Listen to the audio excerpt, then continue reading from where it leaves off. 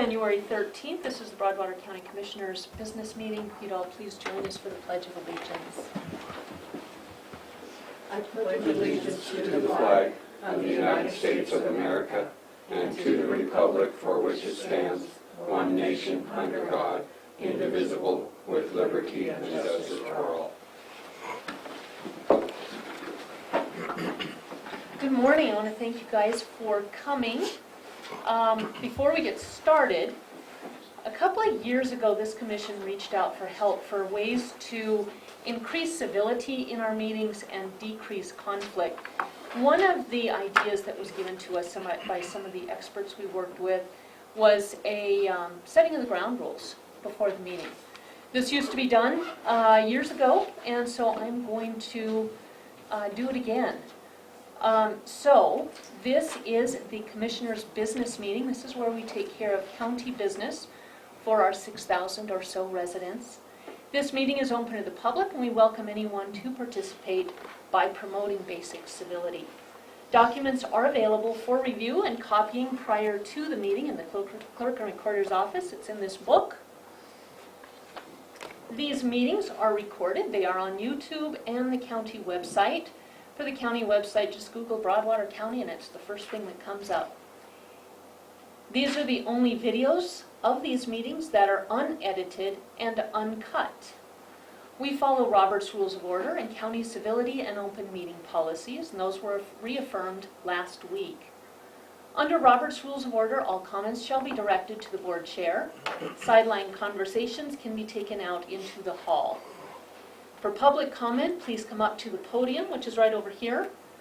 Upon recognition by the chair, please state your full name for the record each time you stand to speak. The reason for this is those folks watching the video of our meetings can't see you, so they have a right to know who's speaking. For public comment, each person who wishes to speak will be given an initial 3 minutes to do so. More time may be allotted by the commission chair. Finally, this disclaimer has been approved by the commission and appears on our minutes. It applies to all public comment. Public comment is the opinion of citizens as individuals and does not necessarily reflect accurately on Broadwater County actions, operations, policy, practice, or processes. So with that, to begin today's business meeting, is there any public comment?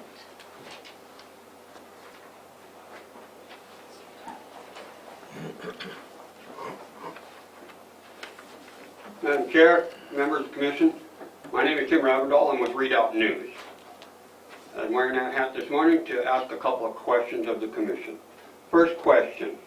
A couple of weeks ago, one of our citizens in Broadwater County submitted a petition, signatures to raise discussion on what's going on with several things going on with the Public Works Department. Number two question that needs to be answered. Several weeks ago, a letter was read into the record regarding Granite County concerned about what's going on with the Mason Moore account and the funding of that. It's a tragedy, and we need to really just try to make sure that the people know what's going on with local government of Broadwater County and how that's playing out. The next thing is there's several meetings ago, there's been official meetings with the County Commission regarding a concern over county roads. And those county roads, one in particular, Red Hill Road up in the McMaster Hills, BLM land, there's been several meetings, trips up onto that property. The county road, according to what we've been able to decipher, has been closed but never abandoned.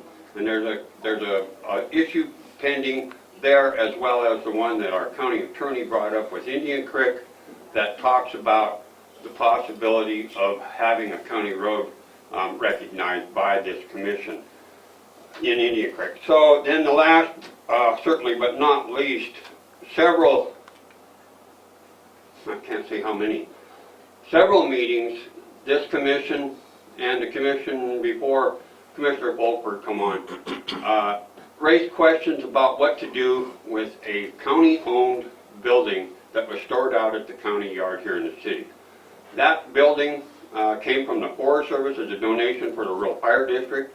A couple of weeks ago, I asked our Rural Fire Chief, Mr. Schindel, what the status of that is, and what he told me was that they're working still forward to get the agreement between the private property owner where that public building was put and the district, but yet there's still a legal problem with access or easement to that property, and that's not been resolved.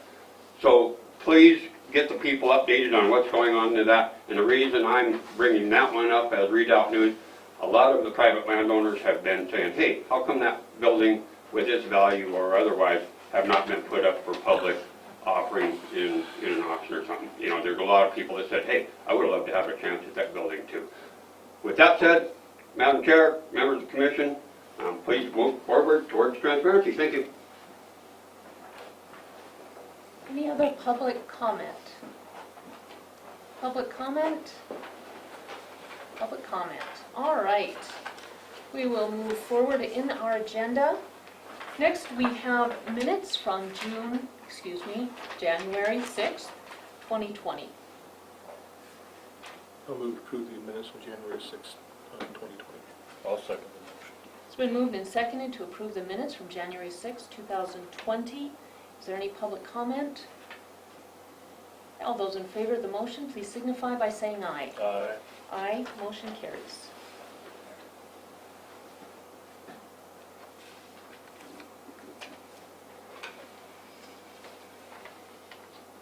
All right, another Commissioners' Community Update. This is an opportunity to share with each other what we've been doing and update the Commission on anything going on the full Commission should be aware of. Daryl, what'd you do this week? I guess I'm not really prepared for that. I need to look at my calendar and see where I was at here. To be honest, I think we actually have had a pretty easy schedule, at least from my standpoint, because of the holidays. I really don't see anything that's worthy to share. All right, So- Mike? Attended the trust board meeting and the management training meeting with the department heads, where we continued the discussion of the county policy employees book. Both those meetings were attended by the three of us. We also had the Communications Committee meet. We'll talk about that, I think, at the end of the meeting, if that's good with you guys. The National Justice and Public Safety Committee met this week. Good news is the JAG funding is going to be increased this year by about $500 million. JAG funding, Brandon will be glad to know this, you probably already know this, for Montana, the Board of Crime Control uses JAG funding to fund the drug task forces. So almost every county is involved. There has to be at least 5 public entities, counties, cities, tribal, that come together to form a drug task force. So that is where that funding goes. There was a recent $50,000 grant. A series of grants were awarded. A lot of those went to K-9 units. Did we get any of those? Do you know? Brandon, did we put in for the JAG grants for K-9? Are you aware of any? We have not. There's no need for that at this point. Okay. We're pretty set right now where we're at. Gallatin County did, and went through the drug task force that paid for their canines. So the way I understand how that works is that, when we're in need, we can go to them and ask for some equipment and or to replace the canine as well. So. Thank you. Whenever there's a grant through Board of Crime Control, it's nice that Broadwater County is involved, even through the drug task forces. Agency on Aging met last week. I want to talk about this too at the end of the meeting, but of all the counties, there's 6 counties that we are together with. We're the only one that has no transportation available for seniors. So we have some options, and I'd like to bring that forward here a little bit later. And then this will come up in mail, but we did get half of our reimbursement back from a reimbursement grant. So that's good news. Are there anything else you guys want to add for Commissioners' Community Update? All right, certificate of survey. Do we have a certificate of survey? Nope. All right. So we have 10 minutes till our next appointment. I'm just going to quickly go through the mail if that's good with you guys. We got an email from Chantil at Mako. Good news, Secure Rural Schools has been funded also with an increase this year. We should be getting our payment this spring and then next spring. So we have 2 guarantees. The increase is $425 million. And we will split that with the school, so we get about 1/3 and the school gets 2/3.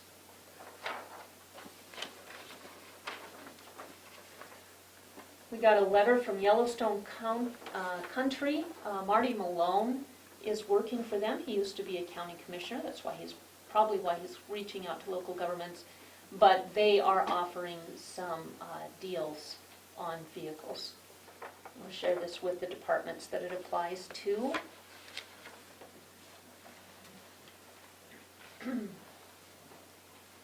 RY Timber sent an unfortunate letter.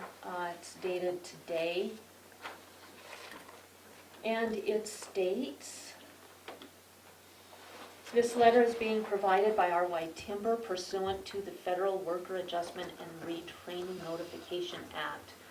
Effective today, RY Timber is providing notice to 70 of its employees that it will be curtailing sawmilling and planing operations at the Townsend, Montana facility. And as a result, RY Timber will be conducting large-scale layoffs that will take place no sooner than April 1, 2020. If RY determines that it must lay off any employees prior to that date, those employees will be compensated for the number of days between their final date of employment and the above referenced April 1 date. The above referenced notice is being provided to employees working at 85 Mill Road, Townsend. If you require additional information concerning the layoffs, please contact Dan Richards. The reimbursement we received was in the tune of $1,551. For such, this was for our support of the Johnny Crow project, the amicus brief that we did with Katie Feeback. And we have a letter from Department of Revenue. And I think I need to take this to Ann's office, but it says that this is for the sale of county property. Does anybody know of any county property that's been sold? No, I'm not aware of that.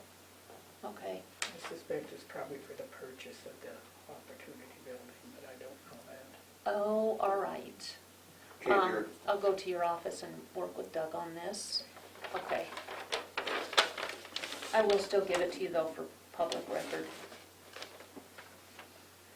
And then we have bylaws for the Mental Health Local Advisory Council. It is in the form of a resolution. This doesn't need to be done as a resolution, so we can just remove this and then we'll put this on the agenda for next week unless you guys have any other thoughts.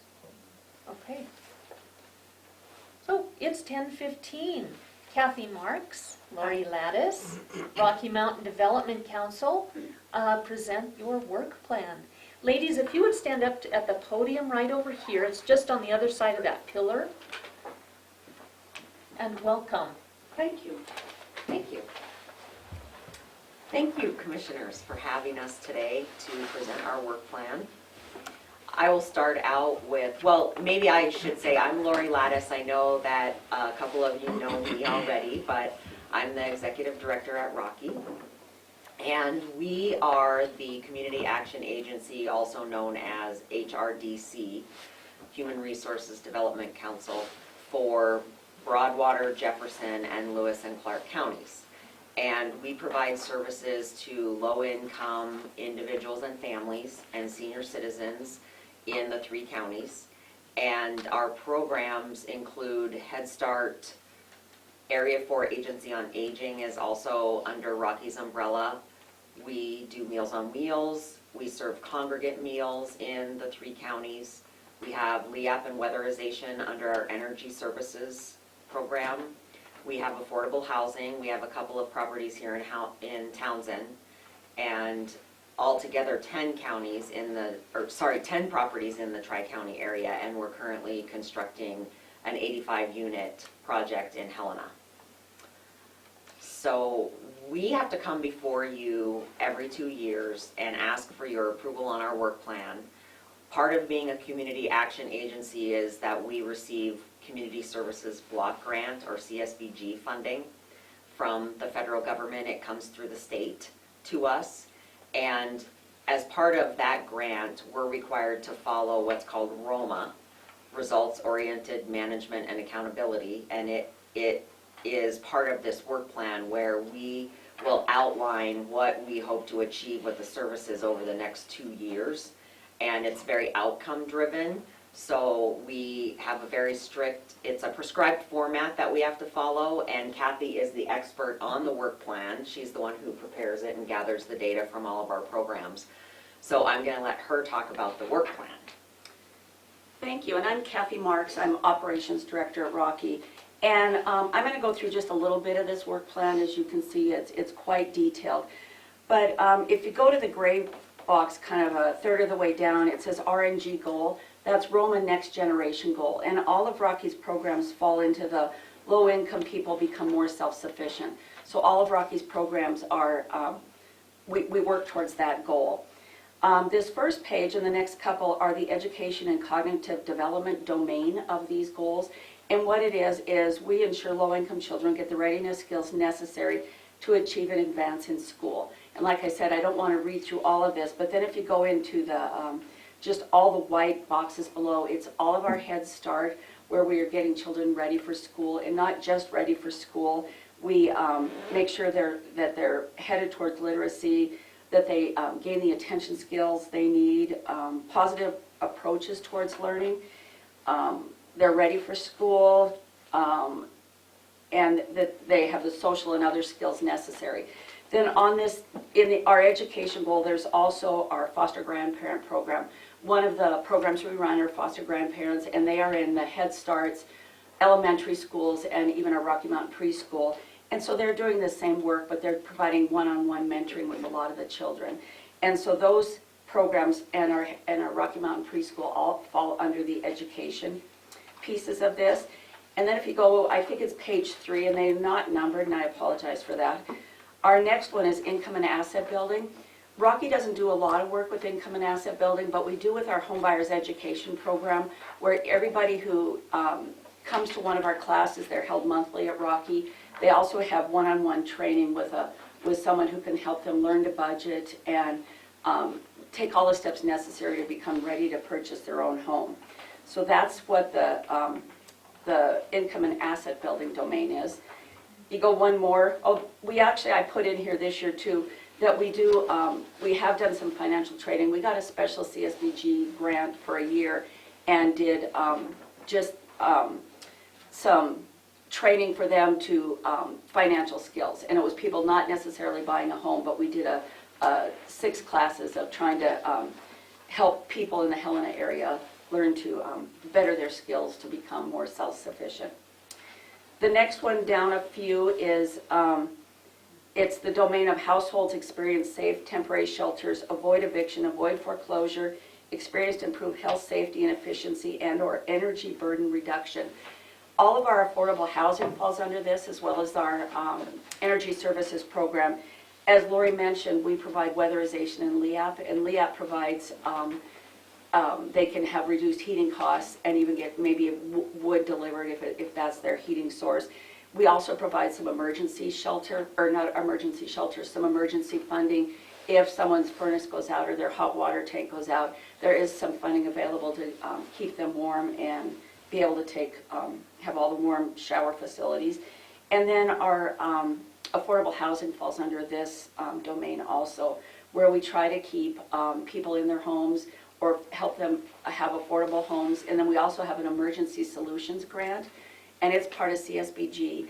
And we actually we pass it through to Good Samaritan Ministries in Helena, because they have other funding available, and they're helping the homeless and nearly homeless. And that falls under this. They do things like first and last month's rent, or what else? Security deposits. Yeah, things like that, just so they can find a place to stay if they've been evicted or if they're close to being evicted. We get phone calls of people getting off a bus in Helena and having nowhere to go. And that's what this grant is for. And it works through the continuum of care. It's a program, a state program, but in Helena it's housed at United Way. And they work with a housing group there to try to see who has the most need and get people the housing they need. But the biggest problem with this is landlords that will accept some, people like that, people who have maybe not the best rental history and things like that.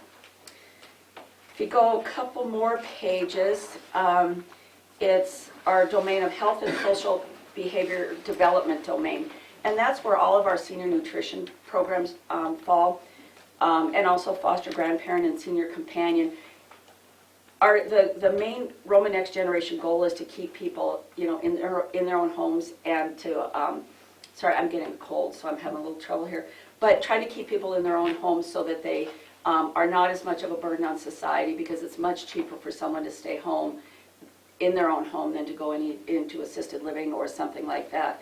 And so we have a senior companion program that operates here too, where we have a senior who will help another senior, and they'll buy groceries, go to doctor appointments, things like that. But then all of our senior nutrition, whether it's Meals on Wheels or coming into the daily dinner clubs, is really important, not only for the meal that they receive, but for the companionship and just not being so isolated. It really helps. And even the home delivered meals, the person delivering the meal can't stay for more than a few minutes, but they at least do that safety check-in every day to make sure that the person in their home is okay.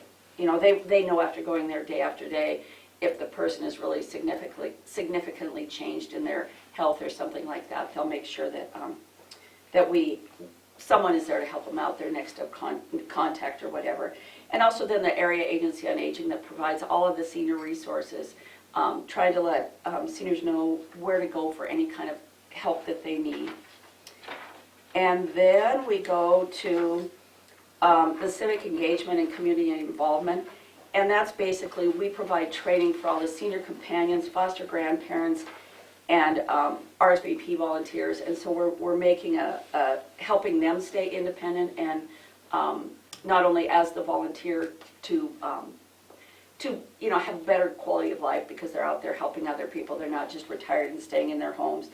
And then again, it talks about the energy services program again, where we have some energy share money, right? And that's for the emergencies. And so it's partnering and collaborating with other agencies. And I think that's it. The very last page just shows some of them that really didn't fit in other places. Rocky has a very limited senior transportation program. We bring seniors to the senior center in Helena for lunches, or it could be any of the classes we have. We have bingo, we have line dancing, we have a lot of things going on every day, wood carving, and it takes them back to their home. The senior companion is a little bit different because they can take people to doctor's appointments, and we do realize that that's one of the lacking things, and I know you just mentioned it, but it's lacking everywhere to look for funding to get a senior or almost anybody to a doctor's appointment if they don't have the right transportation. So it's very detailed, and I'm happy to answer questions about anything that I didn't touch on here.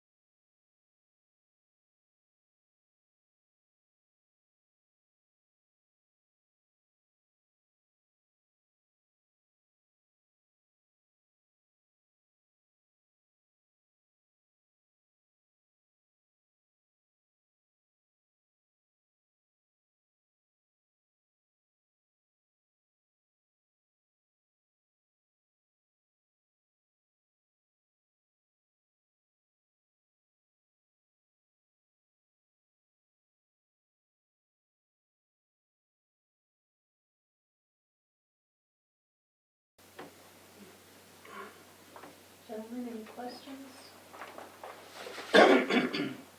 No, I guess my only comment is after, reading your plan and listen to what you talked about today is, I think that there's a lot of folks out there that don't know that this service is available. Right. Yeah, we struggle with that.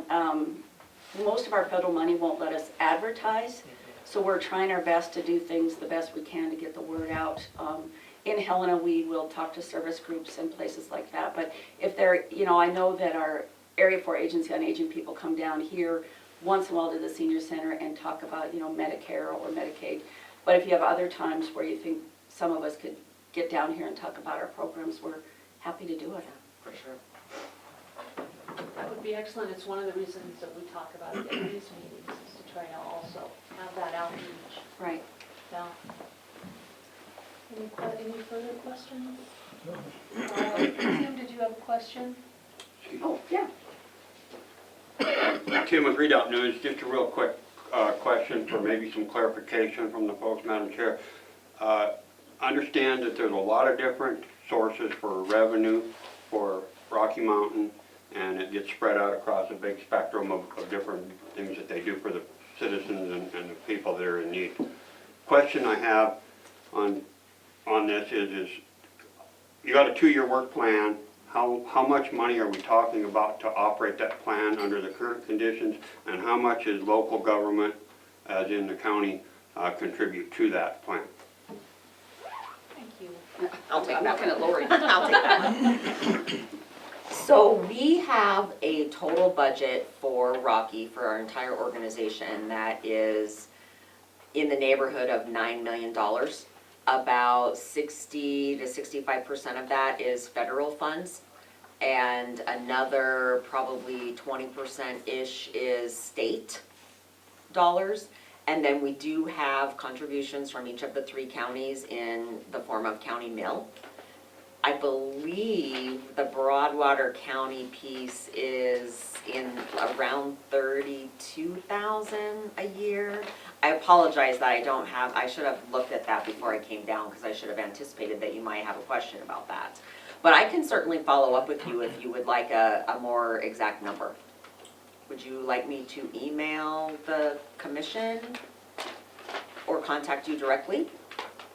Either way. Okay. If you want to just send an email, we can bring it out in next week's meeting. Okay. And then also provide how many emails? I think it's like 2 to 3. I think you're about right. Okay. Yeah.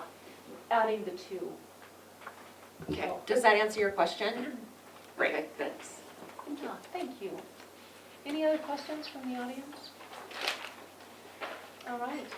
As far as any questions I have, I've been able to work with you guys. Mike serves on your board. I get to serve on the Agency on Aging board. We just had a meeting last week, and driving back from that, we were just a couple of chatterboxes. It's always inspiring. You realize how much of a hole there is, how much need, but it's inspiring in that there are so many people, Rocky, stepping in to try and fill that. So, yeah, thank you very much. I do hope we can put something together with transportation. We had Pat with, is he with MDT? What's his last name? I was just trying to think of what, no, he's with DPHHS. Okay. Yeah, and he is the transportation liaison between them and MDT. Okay. So he's the gentleman we're going to have come to town and help us to know what some of our options are. Have you guys talked with, I think Jefferson County and particularly Whitehall has some transportation. They seem to be really pretty good at it. And I just recently heard that they are going to be working with Boulder to try to expand what they're doing to Boulder. And I know that it's very much oriented towards helping people that are homebound, can't drive, if they need to go to doctor's appointments and things like that. So I don't know if you're aware of that, and you can maybe talk with them about how they do it. Yeah, they were the inspiration. Okay. Whitehall is smaller than we are, and they had 94,000 trips last year helping seniors. Wow. I mean, Holy that cow. one states Wow. there's a need, And two, it states they're doing something right by getting it done. Yeah, and I'm not sure how they fund it. Do you know how they fund Well, it? that's the thing with Pat is there is money out there. Okay, And he has some funding options, but MDT has some money in the form of grants to help communities like Whitehall, like Broadwater County, afford a bus and then Right, what needs right. to go with it to provide the rides. So, yeah, well, that's exciting. I Yeah. wish you great luck with that. Thank you. There's a dire need. Yes, there for is. sure. There is even in Helena, you know, we have a fixed route bus system, but it's not enough. And when you're someone who has to go to a doctor appointment where you can't just be let off at the door, it's really hard too. Yeah. Yeah, Yeah. huge need all Yeah. over. It But is. what you guys do is tremendous, so thank you Thank you. very much.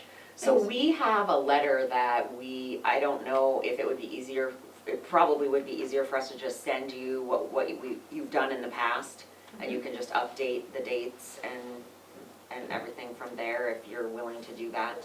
Absolutely. Great, Yeah. thank you. Yeah, Well, thank you for Yeah. allowing us to come and talk, and we really appreciate it. absolutely. Thank Thank you. you all you do. Thank you. And you're both welcome to stay and listen in the rest of your afternoon, or you're free to go. Okay, thank you. We'll probably head out for other things we have to deal with. Thank you. Thanks. All right, 10:30 on the dot. Mary Hendrickson, Public Works Director, approved commitment letter for the Toston PDM grant application, replace truck for roads, purchase a bulldozer for roads, and the solid waste plan report. Good morning. Good morning, thank you. Thanks for having me this morning. First of all, I'll give you a copy of this is the original for signature Thank you. of the commitment letter for the PM. So, as you know, we are working on a pre-disaster mitigation grant application through FEMA for the work that we need to do down in the northwest Toston area. What we have done is we have put some culverts out there this fall.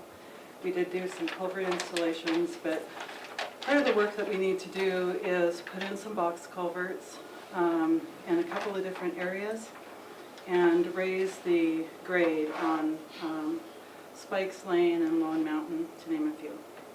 So the purpose of this letter is to show them that we are committed to providing our in-kind for that. So I'll just go ahead and read it. It's addressed to Jake Gainey. He's the State Hazard Mitigation Officer with Montana DES. And this letter is to confirm that Broadwater County, in applying for the pre-disaster mitigation grant for the Toston Northwest project, is fully aware that the project funding will be conducted as follows. The PDM funding contribution is $243,675.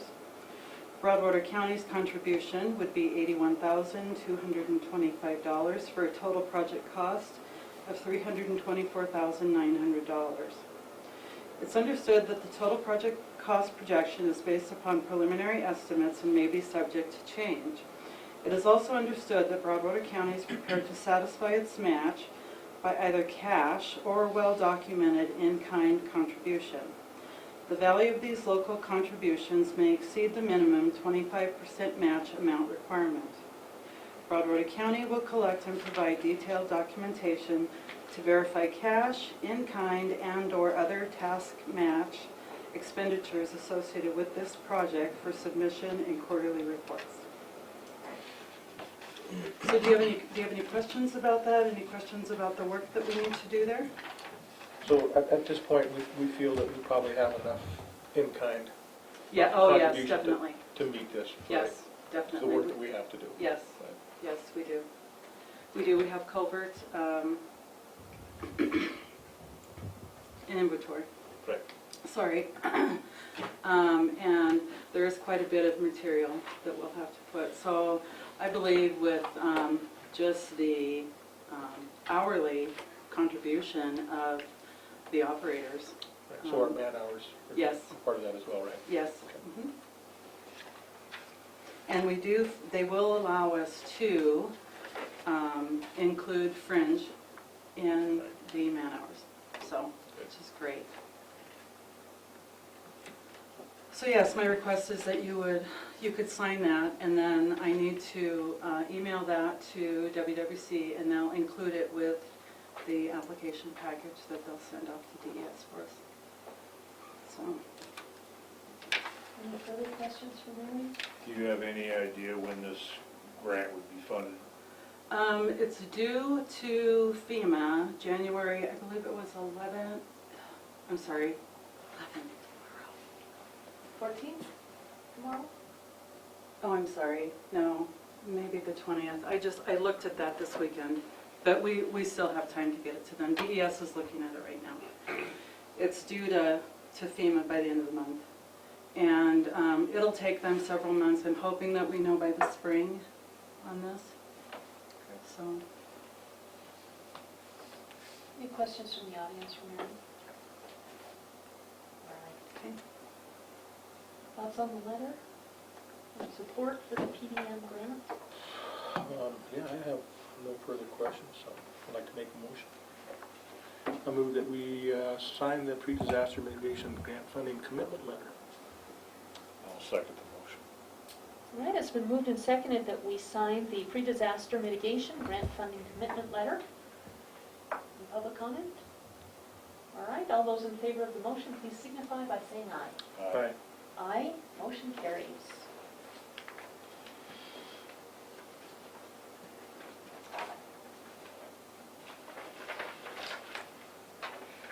We'll give this to Ann to record and then get you a copy today. Okay, great, thank you. You bet.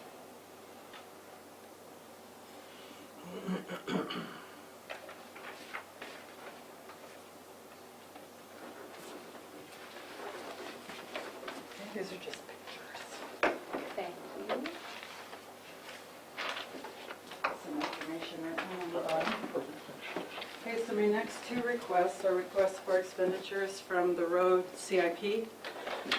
We have a 3/4 ton Chevy right now at the shop that was one of the operators' trucks that we have spent this last year. We probably spent over $3,000 in repairs, and it just does not run. I was hesitant to, and actually told the road crew I didn't want to take it into the shop for any further repairs. What would happen is they would be driving it down the highway and it would just stop. And took it to the shop a couple of times and thought we had it fixed, but it didn't do the trick. So I contacted State Surplus to see what they had. And we were looking for a 3/4 ton pickup that we could put some fuel tanks in to replace that. And we found a 2014 3/4 ton Ford pickup, 4-wheel drive. It's got a toolbox and a grill guard on it. It's got a little over 121,000 miles on it. It was a truck that was used by DNRC. It was a field truck. TJ and I did go out and take a look at it. We drove at it. I took a look at it and drove it around. Didn't see any problems with it. The only issue is some body damage on the passenger side rear door on that. It's not a crew cab, it's just a club cab.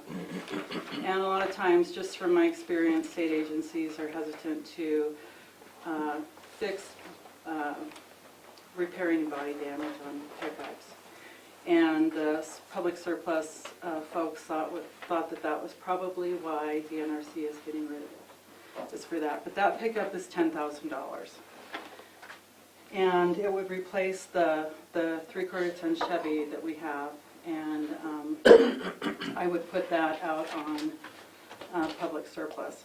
My other request is for the expenditure of $16,500 to purchase a D7 Cat dozer. That dozer is a 1972 model. It's got a full track with rippers on the back.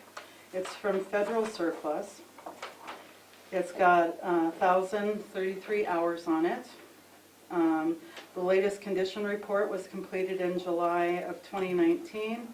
Showed that it was in usable condition and only needed a right cab headlight. It weighs between $51,000 and $54,000. We would have to put it into service, so since it's federal property, there are some requirements for use. We'd have to put it into service within 12 months utilize it for 18 months. After that first 18 months, we can do with it what we choose. We do recognize the need for this equipment, especially at this price. Over, my gosh, the Christmas break, TJ and Will actually went up to Helena and looked at it, and they ran it. And they actually reported that it runs really good. It runs really good. This is a piece of equipment that we could use to finish up the work we need to do on Filson Road. And it would also come in very handy on the Toston Northwest project as well. So right now I have $175,000 in the CIP for roads. I do anticipate at the end of the fiscal year having another contribution from roads into the CIP. So I don't see any problems with expending the $26,500 for these, for the vehicle and for the dozer. So it was around 16,000 there for this? Yeah, 16.5 for the dozer. And Mary, I don't know if you were in here, but we just got a letter informing us that SRS has been reauthorized. Okay, So you will get an infusion into your budget awesome. this spring, and it's guaranteed for next spring as well. Okay, great. Any questions for Mary on either the truck or the cat dozer? I guess on the dozer, when they did the service inspection, did they do the running gear? Did they check that? Did it mention it? I'm just curious. It did not, Tama did not mention that in here. All right.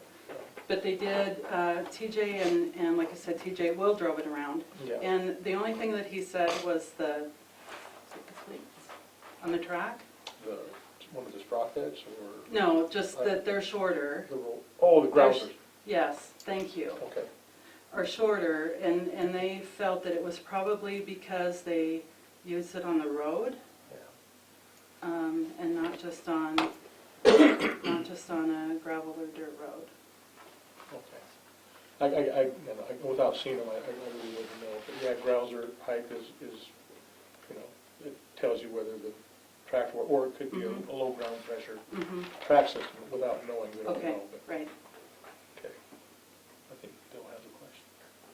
All right. Because you're at the podium, Bill, if you'd like to stay where you're at, please state your name for the record. Bill Davis, rancher here. Mary, question on the dozer. If you don't have T&E out of Great Falls come and do what Daryl just said, inspect the tracks and give you the percentage, to replace the tracks on a D7 Cat is $48,000. Okay. I went and looked at two D7s, 71 and a 72, like you're talking about. I know a lot about Cats. T&E said that was the bid on it. And then for them to go drive it, they're not experienced Cat operators. The torque converter test has to be done on Cat, which a Cat operator can do, because if the torque converter fails, they have to take the engine out and then the torque converter. And we just put a torque converter in a Cat that is a tire Cat, and it was $16,000 for the torque converter and $32,000 for the labor if they had T&E do it. We put it in. When you buy a used Cat like this, if you don't have T&E come and give you their guy, it usually takes a week or two to get him. He'll come and do a complete survey of it, he'll give you a complete financial report on everything that the Cat needs. My question, is this a military Cat? It Because is. you said it is? Yeah. Right, if it only has 1,033 hours on it, it cannot have complete wore-off pads. There's failure in hour meters a ton of times. It could have 10,000 hours on it. But for the county to purchase that, I would certainly get T&E's information. Thank you. Thank you, Bill. I guess we're thinking the same thing, Bill. Yes. And that was going to be my suggestion before we did that. I am totally To happy have- to do that and come Have back T&E and ask you later. do that, yeah, That's because fine. it is important to know that, where Yes. we're at, and if we're into having to spend some money, that's fine. We just need to know how much, Right. if You that's what bet. we decide to do. You bet. Thank you. Okay? Thank you. The other question, it weighs 50,000 pounds. I probably weighs a little bit more than that with the ripper and stuff on it. If you're going to transport it, large transport trailer No, carry that, so? no. Okay, so we'd have to have somebody come haul Yes. that, okay, all right, very good. Any more questions from the board? Bill, that's a question. Okay, yeah, I'd like to give the board a chance first. Yeah. Bill, another question? Daryl's right on the transportation trailer. The transportation trailers, to get the 54,000, they run from 38,000 to 120,000. The 65-ton trailers are very expensive. There was a used one in Shoto that was for 34,000 that would haul 55,000. And your county truck has a triple on it, though, triple axle, right? You've I got think it's only a double, It's isn't a it? double. Oh, so your truck would have to be a different truck. You have to have the let-down triple axle on the truck, because the tandems are only 34 on the truck, 1,000 legal, and you can haul 43 on the triple, so you'd have to have a different truck. It's kind of a different investment, but yes, it would be a great investment for the county, but it would take, just get the right thing. If you get hung up, I don't know if the county can do it, but I have the D8 cat, and I have the D6, and Corey has another one. If the county has an emergency and needs those cats, please call us or put us on your list as available right here. And R&R Trucking out of Helena hauls cats, and he hauls it for BSE out here, and they want to sell their cat because it's too heavy, and R&R charges them, it's like $2,000 to come to move the cat someplace each time. We have not paid that much for transport. It's because of the weight trailers are so expensive that they have to. Okay, Yeah. all right, thanks for that information, Bill. All right, so I will be back How on about that the subject, but I would like your approval to purchase the 3/4 ton Ford pickup. I didn't really know what the value of that we were asking for that pickup. Did you do a check to see what a comparable one would cost on the market? Okay, I'm guessing in 2014 with 121,000 miles, that's $10,000 is probably still a pretty good price for that truck. If you would like to just postpone this till the end of the meeting, I can give Mary a chance. Yeah, I to can, get I that. can go, I can go look at the value, I'm Okay. sorry. No, that's not a problem at all. What I would suggest is we just postpone it to the end of the morning session, not the end of the Sure. meeting. All right, thank you. Yeah, okay. And we're going to postpone the cat until No, it's- further notice. It's okay, we've been talking about this for a couple of months, and it's just been crazy, so. All right, my last topic for discussion is the solid waste report on the canister type changes. And Thank you. there you go, I do have a few extra copies of that if you'd like them.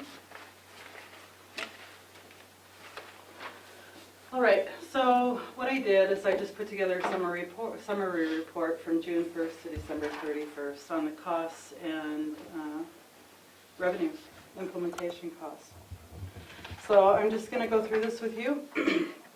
Broadwater County operates 5 rural canister sites and a combined Class 2 transfer station, Class 3 landfill and burn site. Canister sites are located at Dry Gulch, Toston, Radersburg, Winston, and on Cedar Street in Townsend. The canister sites were originally established for the convenient disposal of household garbage for county residents. Until June 2019, access to these sites were uncontrolled. As a result, non-household waste and waste generated from non-paying users were being deposited in the canisters. Consequently, the county experienced a steady increase in costs because revenues were not being collected from out-of-district users or from users that disposed of non-household waste at these uncontrolled sites. Beginning in 2016, Broadwater County Solid Waste Department began to experience a financial deficit that, at the end of fiscal year 2018, resulted in the accrual of a negative balance of more than $170,000. Other factors that contributed to this budget deficit included the commingling of waste in the canisters that, if segregated, could be managed at the transfer station rather than being disposed of at the off-site landfill. The purchase of equipment that was not integral to the overall solid waste operation. The lack of adjustments to the solid waste assessment since 2001, and the lag time between new home construction and billing for those assessments. So in June 2018, I was instructed by the commissioners to come up with a solution to control solid waste management costs in the county. In September 2018, a plan to change site operations was rolled out for public consumption. As a result of public objections to the original plan, 3 public meetings were held during October 2018 in the county. So we held a meeting in Towson, one in Townsend, and one at Winston. And the purpose was to facilitate public involvement in decision-making by seeking ideas and alternatives to solve the problem.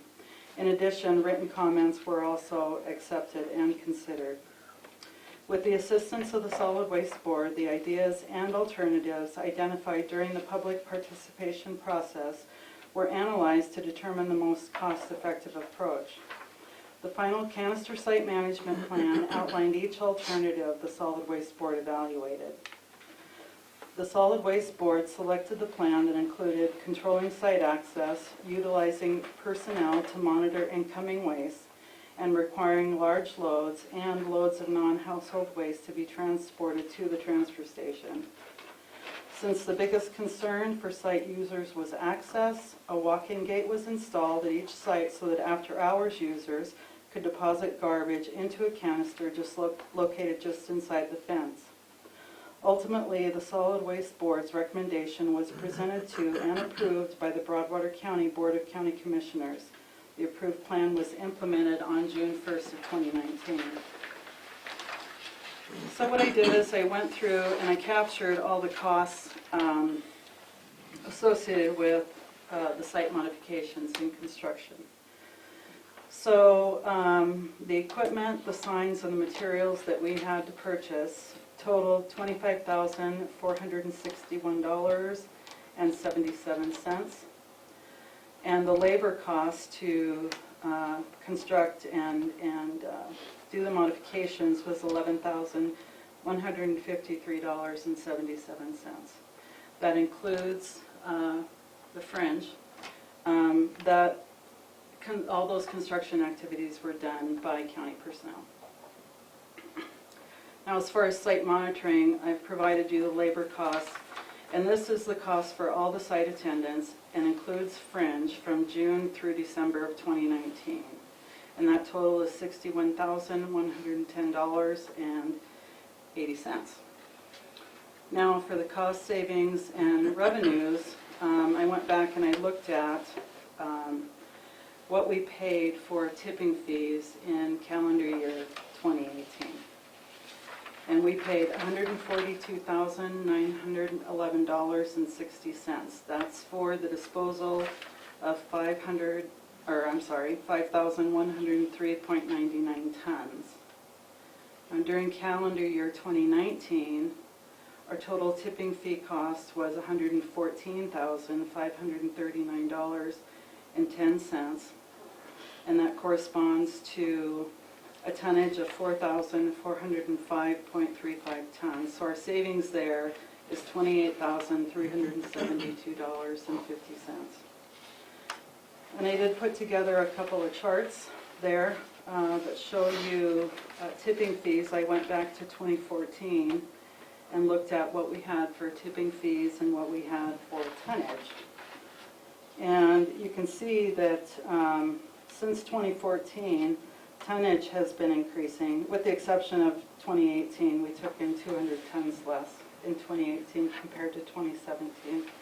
But from 2014 to 2017, it went up almost 1,000 tons in 3 years. It's quite a bit. And then from 2014 to 2017, we went from little over $123,000 in 2014 for tipping fees. 2017 was $148,000, $148,000. So it's quite a bit. So just something I guess I noticed when I was looking at that graphic. In 2014, we paid $123,156 in tipping fees. Mm-hmm. 2019, we only paid $114,536. Right. So I mean, that tells me that, and that was for more tonnage in 2014 than we are now. Mhm. Is part of that related to the contract we had at that time? It is. Yeah. It is. So we were paying $28 a ton. That's why I put the tonnage in there for Right. you as well. Mhm. Because we were paying $28 a ton, and right now we pay $26 a ton. Okay. So we will see some of that reflected in the overall cost, but when you look at tonnage, yeah, we're, yep. I see it's about 700 tons less. Mhm. Okay. Yes. So then another thing that I looked at were fuel costs, because we're not taking the canister truck to every site. You know, some of these sites we were going every day, a couple of them Winston a couple times a day to empty the canister there, and we have 4 canisters at Winston. And that was an issue because we were getting out-of-county waste at Winston. We were also getting a lot of construction waste at Winston. And what we have noticed is we have seen a huge savings in fuel costs from January to June of 20, so for calendar year 28, our overall fuel, just fuel costs were $38,213.77. And I broke it up in there, January to June, it was $18,717.25. July to December, it was $19,496.52. Now this is all, I cannot break it out between the excavator, the canister truck, the semi. It's impossible for me to do that. This is just fuel that we have purchased for solid waste. So in calendar year 2019, our total fuel costs were $33,132.97. And from January to June's contribution to that was $17,313.50. July to December, we spent $15,819.40. So in the last, comparing 2018 to 2019, we've saved over $5,000 just in fuel. So, and you'll see by this, our biggest savings we realized July to December, and that was, you know, we implemented these changes on June 1st. So at the most, we'll make 3 trips to Winston a week now, and that's mainly to empty the canister at the gate, right there. So that is still a busy site, and we have some ideas in mind on how to maybe deal with that a little bit better. So then I took a look at trips to the landfill. So back in 2018, during the calendar year, we were making between 5 to 7 trips a week. It was not uncommon for the guys to go from the spring until fall, to go twice a day, at least 1 day a week. And so what I did is I looked at the cost savings for just the semi and the trailer, transfer trailer. So from January to May, we took 5 to 7 trips a week. June to December, we've taken 3 trips a week to the landfill, and that's it. If we figure the cost savings at about $1.38 a mile, and that's for maintenance, that's for fuel, that's for everything associated with that semi. With a reduction of about 200 miles a week for 30.5 weeks, and that's since June 1st, we've saved $8,418. For the canister truck, during calendar year 18 and up until the end of May 2019, we were putting an average of 900 miles a week on that canister truck. And sometimes, especially during May of last year, we probably put over 1,000 miles a week on that. From June through December this year, the average has been about 600 miles a week. So that's a huge reduction. And the canister truck is old. We've had it for a while. So again, taking that cost savings of $1.38 per mile, with a reduction of 300 miles a week for 30 and a half weeks. That translates into $12,627 in savings. So then, looking at revenues that we had not previously captured. So we had 575 instances of non-household waste being deposited. Most of it was done up at the transfer station, but some is done at the canister sites. And the way that we do that is we have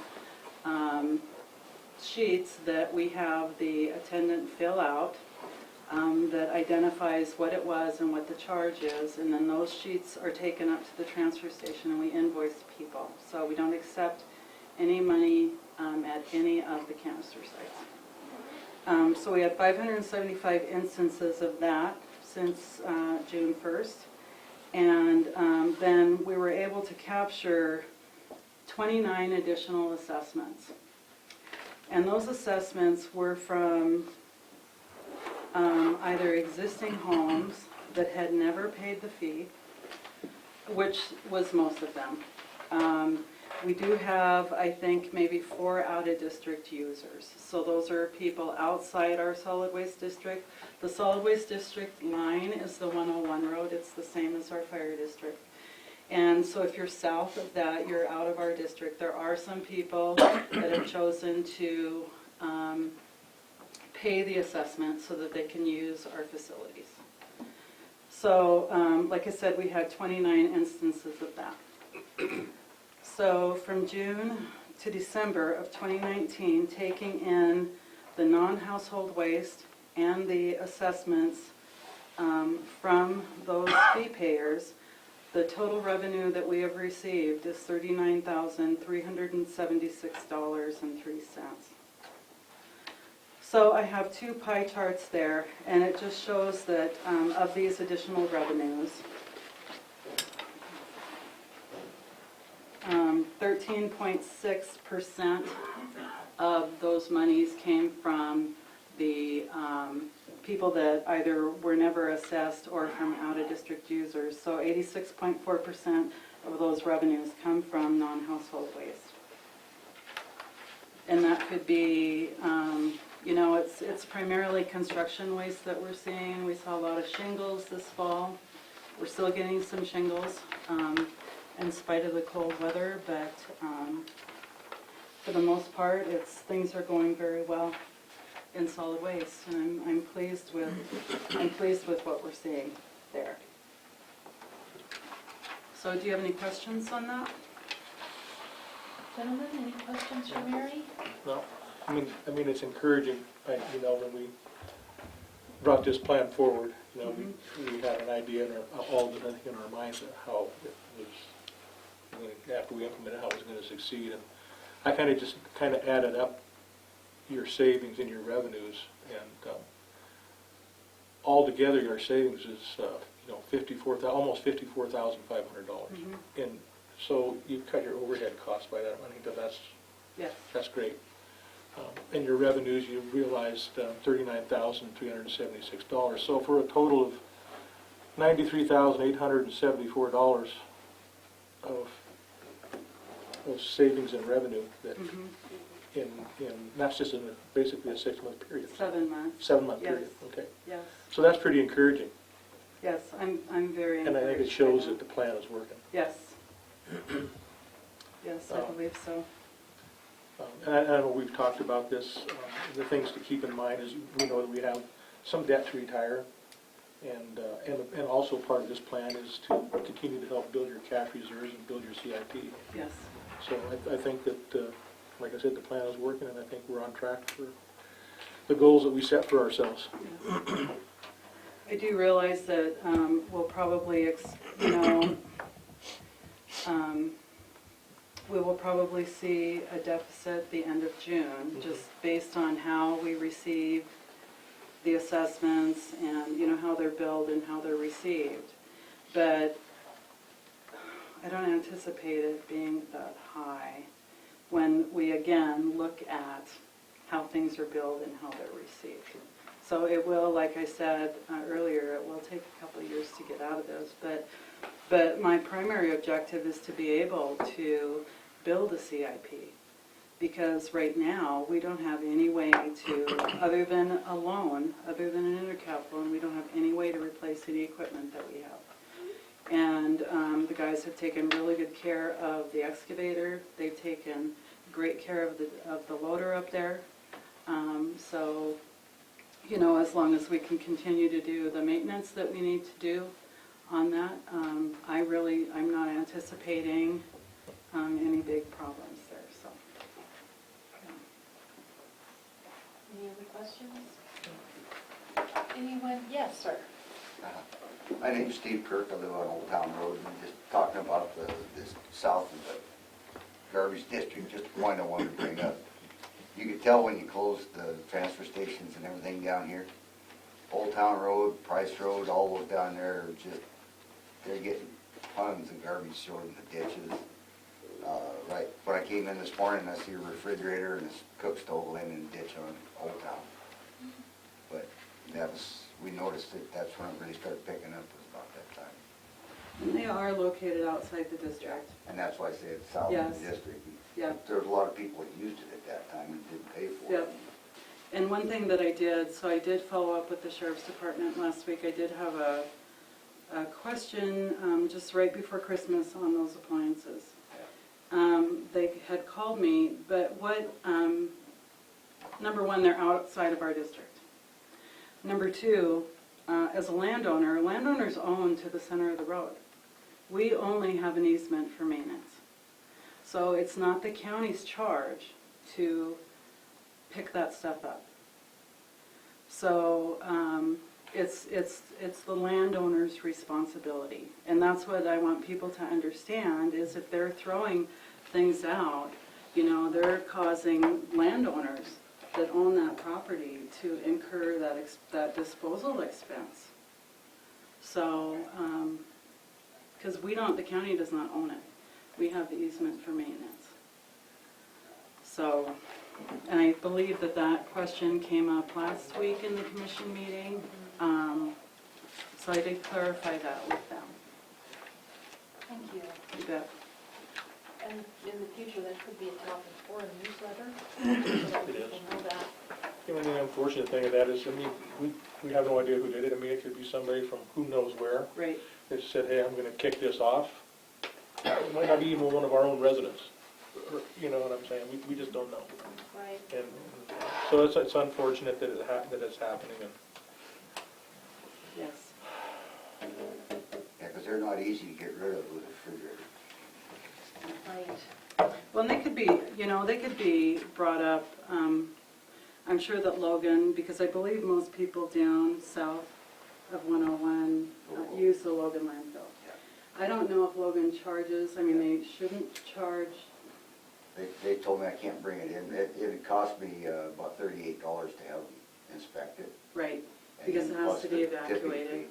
Yeah. And I've got a refrigerator in my backyard right now that I picked up out of the ditch in front of my house here a year ago. I don't want to haul it in and get rid of it. but Well, I want and we take that for free at the transfer station, with the exception of refrigerators, because we have to certify that we've had the Freon removal, so we charge $25 for refrigerators, but all the other metal, it goes into our metal pile, and we don't charge for that. So that is an option, but because that certification, if we don't certify, it's a Clean Air Act violation, and it's $10,000 per day per violation, and I don't want to put the county in that kind of a position.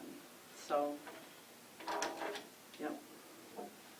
Thank you, Mary. You bet. Tim, did you have a question? Jim Avondale. This time I'm coming up as a citizen that has been attending and following this. I attended the first meeting in Toston that was in the fall, getting this plan moving forward. I've been contacted personally by a lot of people wondering what's going on. But I attended that meeting. I also attended the meeting in Winston.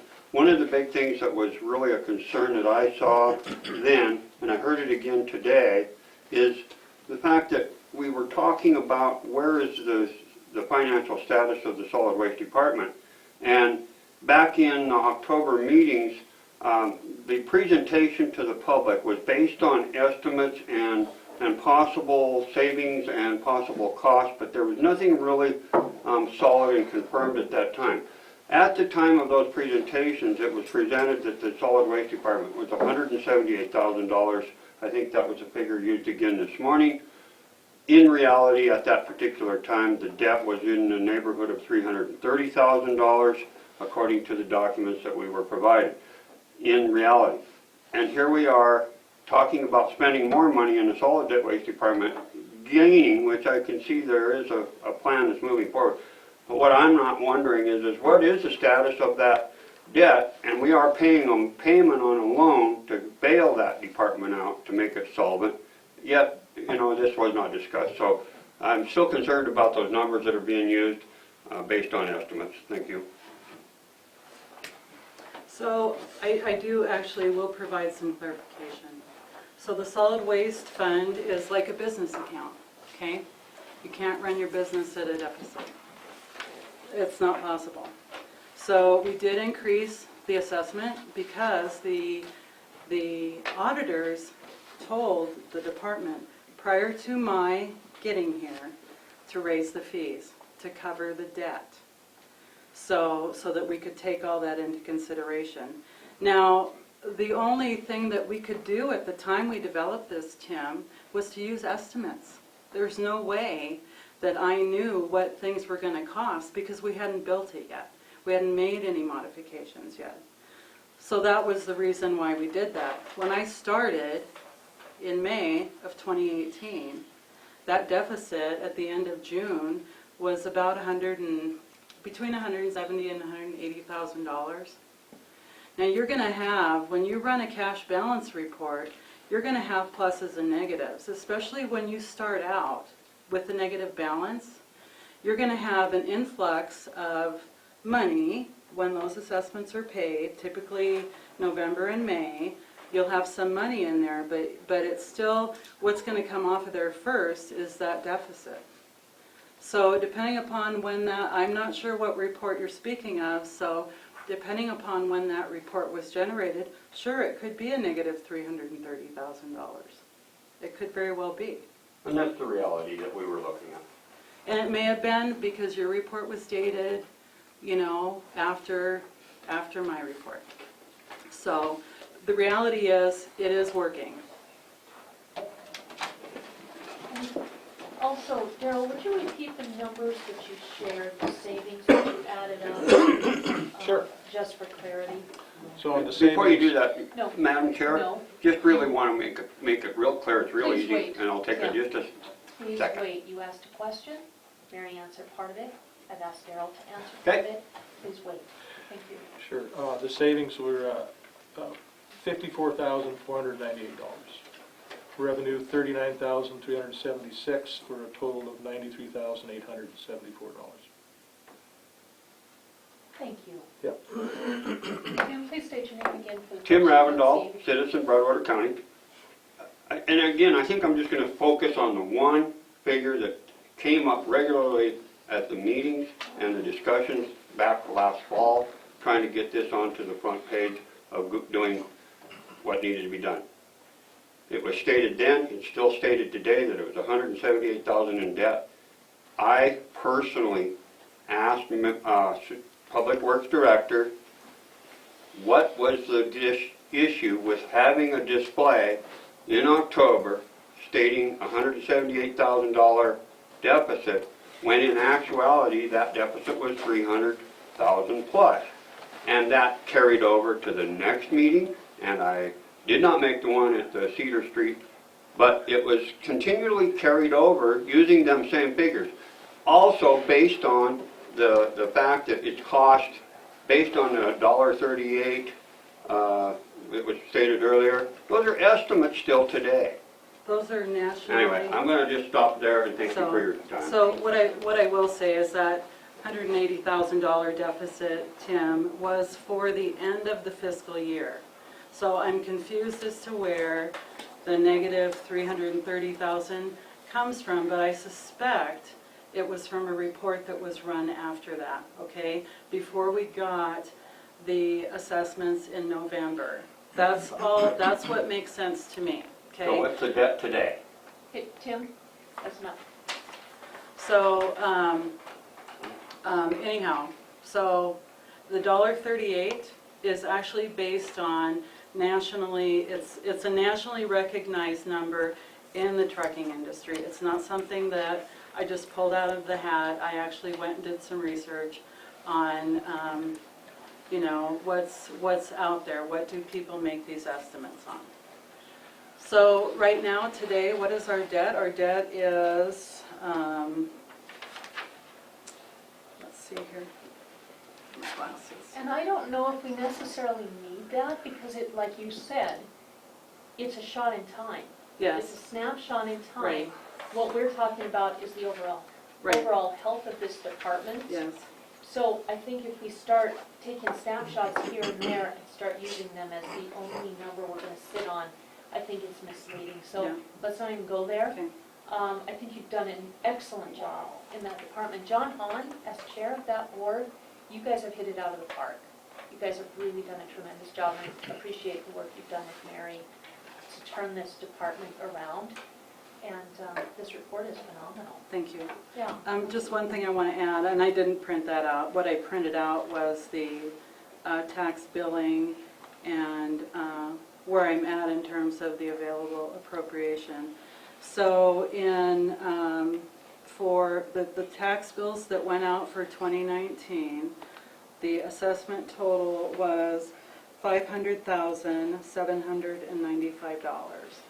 And that's up from, you know, my recollection, I didn't print it out for 2018, but it seems to me in 2018 it was about $373,000 just for the assessments. So that's real property and mobiles, and that's based on the fee increase. And the fee increase was necessary.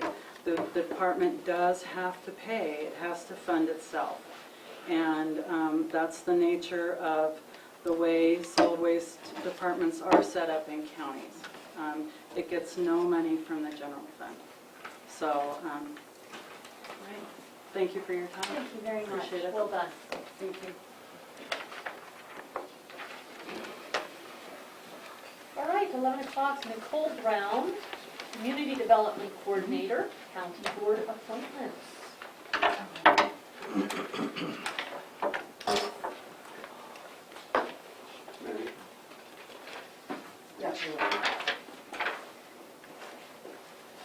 Copies here, if you'd pass those around, please. Good morning. For the record, my name is Nicole Brown. I'm the Community Development Director for Broadwater County. So what you have coming around is a list of all of the boards that are managed by you, the commissioners of Broadwater County. Next to the name of the board, I've listed the number of vacancies. And as we've spoke previously, vacancies are any expiring terms on that board. So even though we'll see board members that wish to continue serving on that board, I still identify that as a vacancy. So we've got 3 boards on here that I've starred for you. Those boards have members who have been vetted by the membership of that board.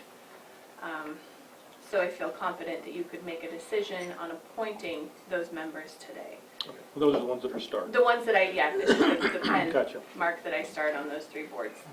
The other boards, I have applicants, if you will, but I've not heard back from the membership of that board as to whether or not the members they're picking, you know, so say like airport board, we have more applicants than we have vacancies. I've not heard back from the airport board on who they would prefer you appoint to that board, even though the final authority does lie with you 3.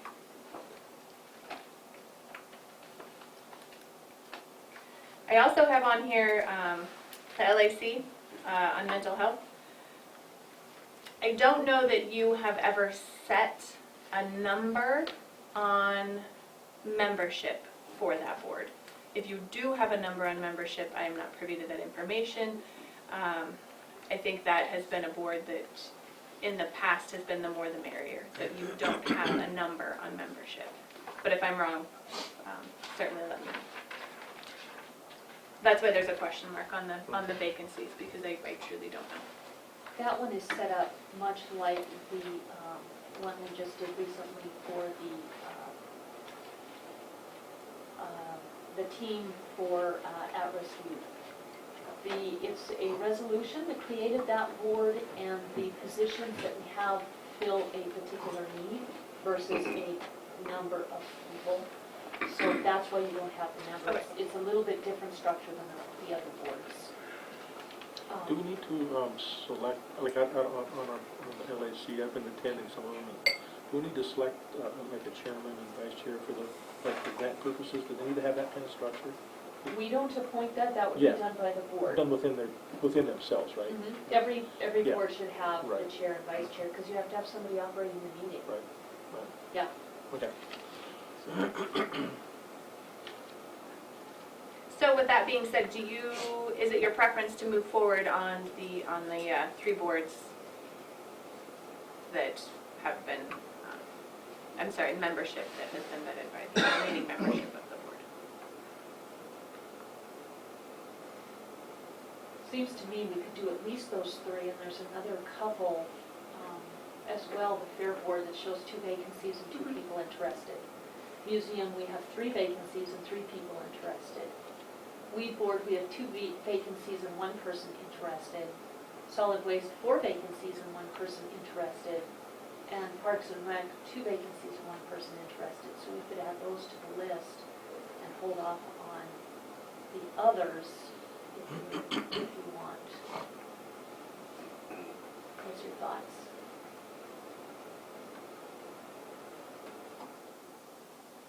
Yes, you really do only have 1 board with more applicants than positions. So that one I do feel the membership of that board probably should weigh in. And I've asked twice now, but haven't heard back from that board, so I'll ask a 3rd time. We just got an email today that they have a meeting coming up, Okay, so we should be able to have an answer perhaps for the next meeting or one after that. perfect.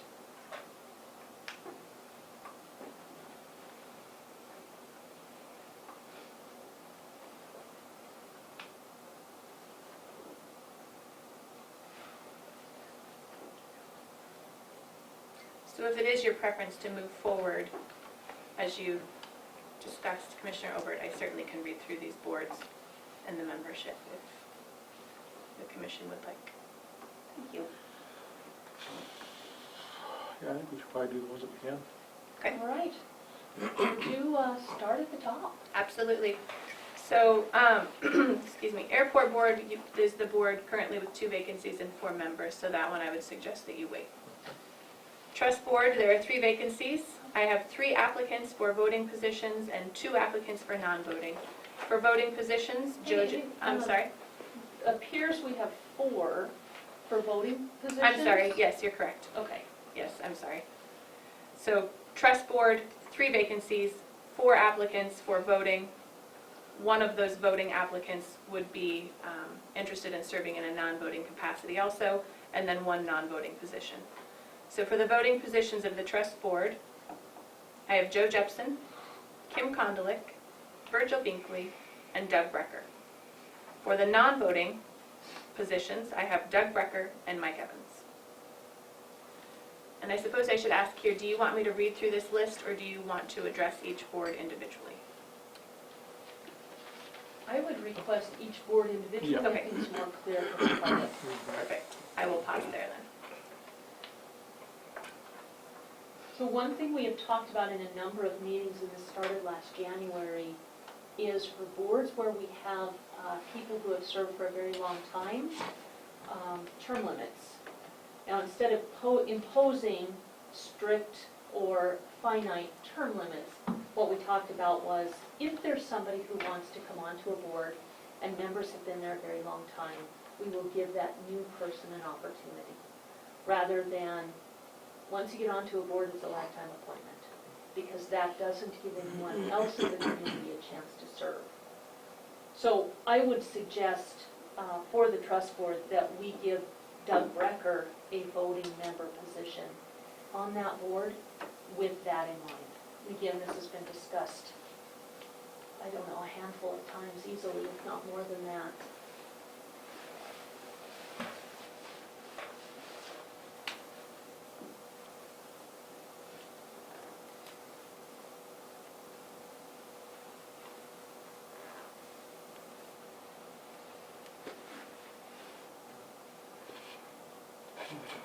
Let's see, Joe here, did Joe talk to you, Joe Jepson?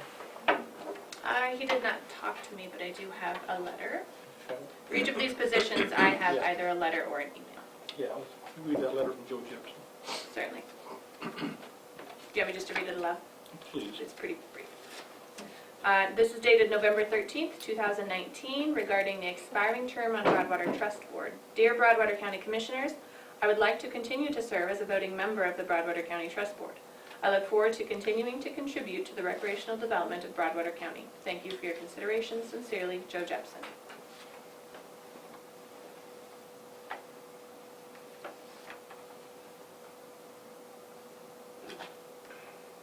For comparison, could you please read Doug Brecker's? Yes, ma'am. So this letter is dated November 18th, 2019, regarding the term on Broadwater Trust Board.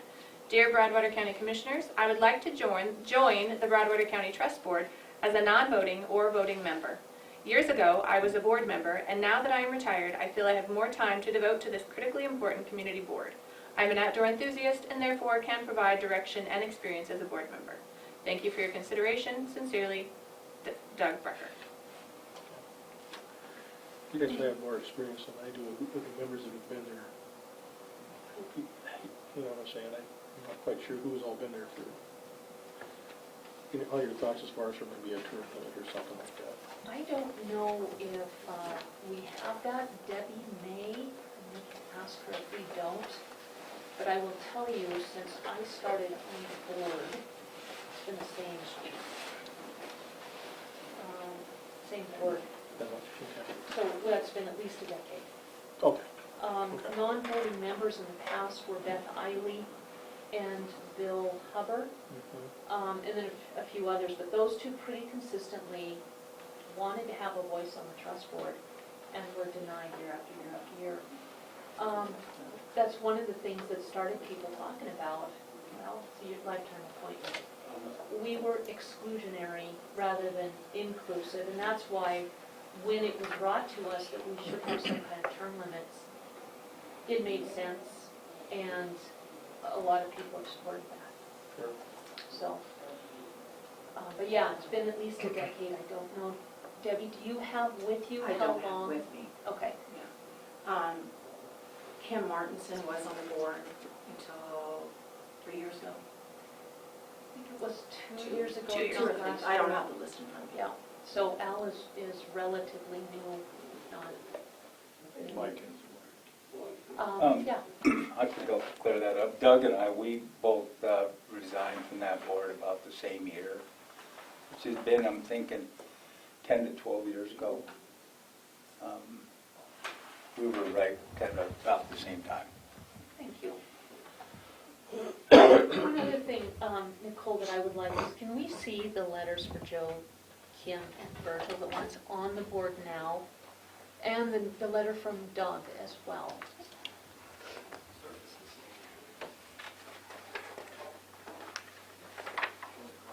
And I apologize, I only have that one copy. I did make copies.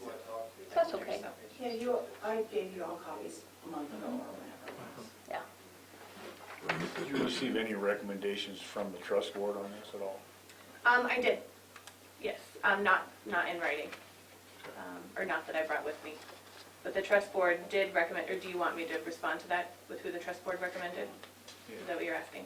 Okay. The trust board recommended Joe Jepson, Kim Kondelik, and Virgil Binkley to voting positions, Doug Brecker and Mike Evans to non-voting positions.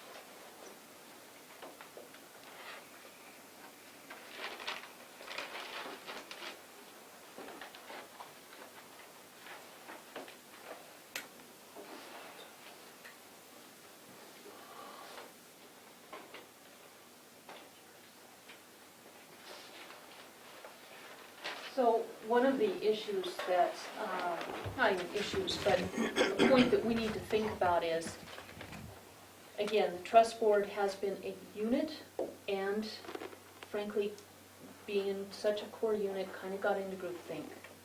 Some things were done that shouldn't have been. We addressed that last year. Not going to go into that. It was a closed door discussion. We did appoint a new member, and things have changed drastically since his appointment 2 years ago. What we have in front of us is, yes, the trust board wants the same core, but we have somebody who wants to be a member who has history from previous, but no current history. What we have is, again, groupthink. We have a secretary who wrote 2 letters that are exactly the same in wording, and that is for Kim Kondelik and Joe Jepson. There is no difference except for the titles of the persons. Virgil wrote his own letter, and it's quite lengthy, and he talks about his experience. Doug also has a letter here that is unique, which makes me believe that this is, even though it's signed by Debbie, not by Doug, but it looks to me like it's a letter from Doug. So I would advocate strongly that we appoint Doug as a voting member, not against anyone else, but to get us out of the groupthink with the trust board, restore some faith in the overall structure of Broadwater County boards, and for respect of our citizens. I have a comment. Certainly. I will have you come up to the podium.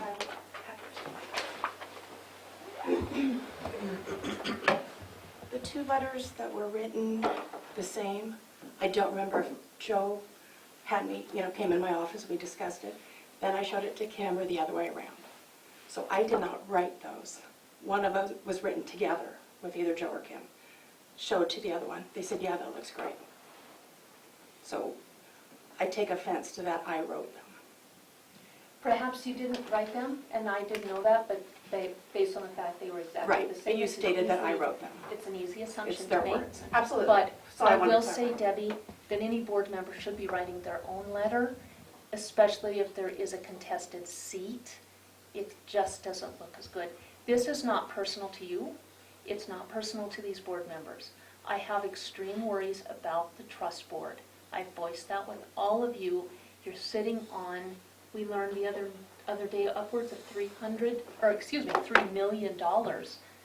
There needs to be more transparency with your board, and we have not had that. So what I say, I stand by. I am sorry that you were offended. You didn't No, I write the was not letters, that's offended. fine. I wanted to correct. Thank Your you for statement. that. But I'm going to stand by what I said. I think this is better for the citizens of Broadwater County to allow interested persons to have a seat on a board when there's been a very long time for members serving. These should not be lifetime appointment boards where nobody else is allowed. The trust board wrote the letter to Nicole, or email, or whatever it was, about Kim, Joe, and Virgil before we found out Doug Brecker. Trust board has absolutely no issue with Doug Brecker being on the board, endorses that. Thank you, I appreciate that.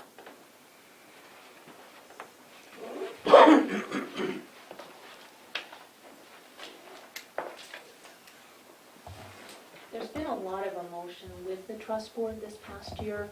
It's my hope that we can go ahead and continue to circulate some new ideas onto that board and move away from that. None of this is personal. It is 100% how to best serve all the citizens of Broadwater County, and that's 6,000 people roughly.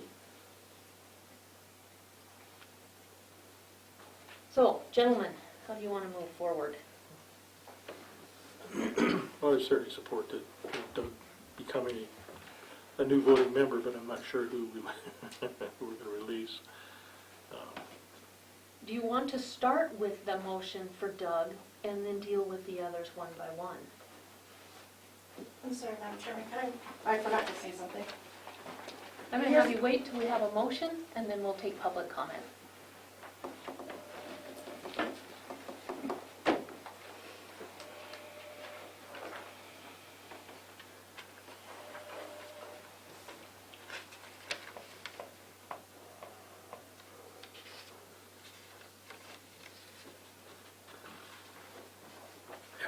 I guess we could do it that way. I guess I'll make a motion that Doug Brecker become a voting member on the trust board. I'll second the motion. And for how long? Do you want to do the Yeah. 1 year? And then for the others who have already been on it, do 2, so we have them staggered? Yeah, we need to stagger it out. For other board, well, what we have done, and Nicole, I know you've been working on this. Do you want to table that till we know what position? Would that be better? We have 2 right now that expire next year, and 3 that expire this year. If we did the new member for 2 years, that'd be 2021, and the 2 existing members for 3 years, that'd be 2022. Does that sound good? For a 2, 2, and 1 stagger? That works. Yeah. Okay, so would a friendly amendment to 2-year term for Doug work for you guys? Sure. Yeah. Okay, so it's been moved and seconded to appoint Doug Brecker to a 2-year term on the trust board. Is there any public comment? My comment was not specifically about that, but, sorry. Just an idea, if you're considering removing Joe Jepson or any of these other people from the board, you can move one of them to non-voting member. Then we keep their history, their education, their background from it, and they could still be involved. That was my statement. Good. Thank you. Thank Any you. other public comment? Okay, those in favor of the motion, please signify by saying aye. Aye. Aye, motion carries. And here's the letters again if you guys want. So do we need to have a vote for Mike Evans for non-voting now? Yeah, for clarity, we should do that. So I'll make the motion to approve Mike Evans for as a non-voting member. And I'll second that motion. Would that be for a 2-year term as well? Whatever you guys want. I would suggest 3 because it's non-voting. We can always move that up if you wanted to. Okay. All right. So it's been moved and seconded to approve Mike Evans for a 3-year, non-voting term to the trust board. Any public comment?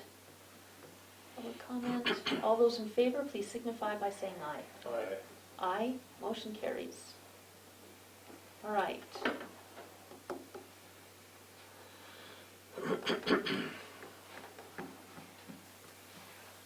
I would venture a opinion on who I think should be the next person for 3 years would be Kim Kondelik. Her performance in the last meeting, she had done her homework, she came prepared, she asked good questions that showed research. So if either of you agrees with that, I would vote for that motion.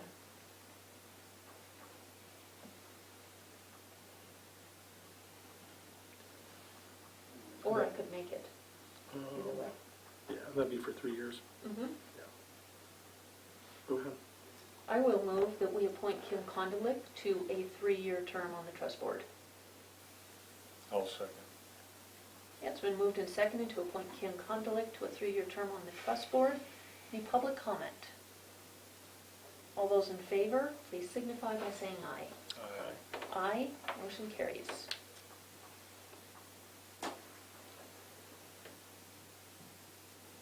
I guess with that, then maybe the next thing would be if we want to say, I would suggest Virgil to stay on. This is his experience, and then maybe Joe become a non-voting member.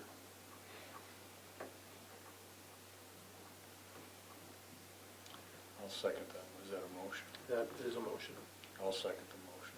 So the motion is to appoint Virgil Binkley to a 3-year term on the trust board and Joe Jepson to a non-voting 3-year term on the trust board. Any public comment? Okay, all those in favor of the motion, please signify by saying aye. Aye. Aye, motion carries. All right. These should all be more smooth now. Would you take us to the tax appeal board? I will. Nicole? Thank So you. on the tax appeal board, we currently have 2 vacancies and 2 applicants, Chris Wright and Craig Vietz. Chris Wright is an existing board member, enthusiastically wishes to stay on that board, his words. Good. So 2 vacancies, 2 applicants, Chris Wright and Craig Vietz. Craig was a school administrator for many years, and he is, John is gone. He knows John Hahn, but I think he would definitely bring something to that board. Wisdom, perhaps brilliance. He's very thoughtful, meticulous, and professional. So is Chris. Okay.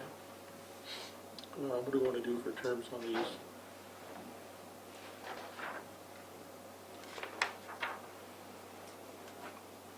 Currently, our 3rd board member here in the room, Mr. Longlinay, his term will expire the end of this year, 2020. So my suggestion would be to make one of these a 2-year and one a 3-year. That's what I was thinking. Was yours a 3 years? Yeah, just a 1 year? Okay. Kind of a 1.5. Yeah. We quickly had to add him at the Okay, 4th quarter of last year. all right. I guess then I'll make a motion to Chris Wright for a 3-year term, Craig Dietz for a 2-year term. I'll second the motion. It's been moved and seconded to appoint Chris Wright to a 3-year term on the tax appeal board and Craig Dietz to a 2-year term on the tax appeal board. Any public comment? All right, all those in favor of the motion, please signify by saying aye. Aye. Aye. And since I was throwing out the word brilliant, I guess I have to apply that to the 3rd member of the tax appeal board, Jeff. Would you take us to the fair board? I will. Fair board, we have 2 vacancies and 2 applicants. The applicants are John Rouser and Lisa Larson.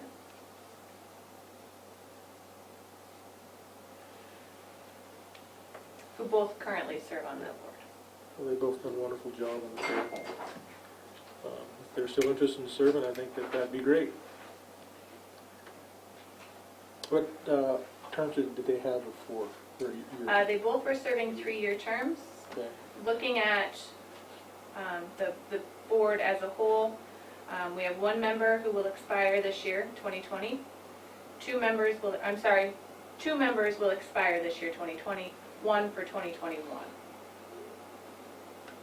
So we could do a 3-year term and maintain, because Sure. this board is pretty, is right on target Okay. for expirations. All right. So our motion would be for John Rouser, Lisa Larson for 3-year terms. I'll second the motion.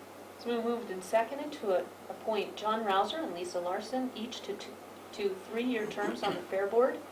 Any public comment? All those in favor of the motion, please signify by saying aye. Aye.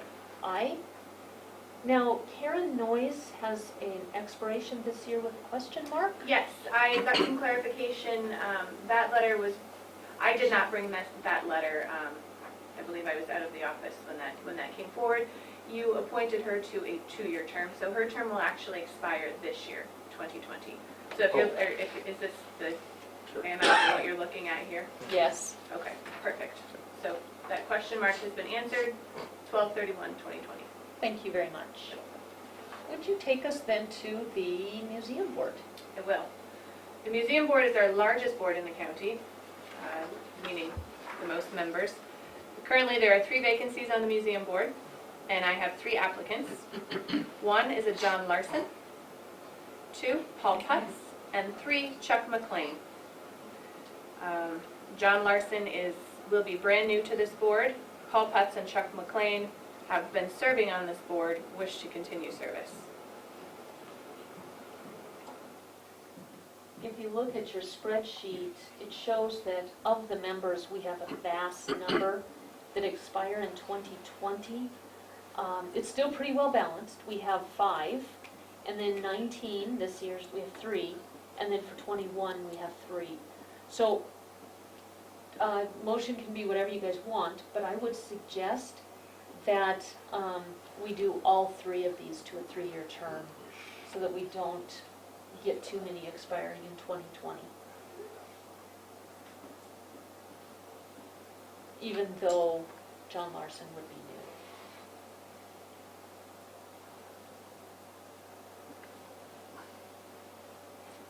Want to make that motion, Mike?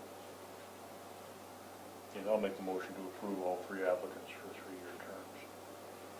No second. It's been moved and seconded to appoint John Larson, Paul Putz, and Chuck McLean to 3-year terms each on the museum board. Any public comment? All those in favor of the motion, please signify by saying aye. Aye. Aye, motion carries. How about the planning board? Certainly. So I noticed as I was looking at this, I did have 4 vacancies on there. We actually only have 3 vacancies. This is a 5-member board. We had 1 non-voting member. So I apologize, that 4 should actually be 3. There were 3 vacancies. And up until just the end of last week, I did have 4 applicants. Unfortunately, Jeannie still no longer wishes to serve on that board. So make that change also, please. So for planning, for clarification, we have 3 vacancies, 3 applicants for voting positions. The applicants are Herb Argabright, Ross Johnson, and Chad Cosell. And the 2 remaining members, where are they at in their terms? One will expire, I'm sorry, yes, 20 and thank you. 21? Okay. We would be wise to select one of those 3 to a 2-year, and the other 2 to 3 years, so that we don't have such a buildup of Right. folks in 1 year.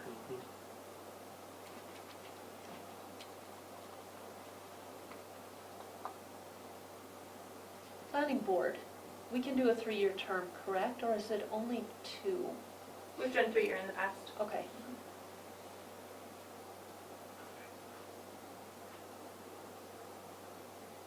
And Chad Cosell was previously our non-voting member, but he would like to serve in a voting capacity, and he's done well by the planning board. He does his research. He and Ross Johnson have both been exquisite planning board members. They not only come to meetings having done their homework, but they are actually both really good at working with not only Nicole, but the rest of the planning board.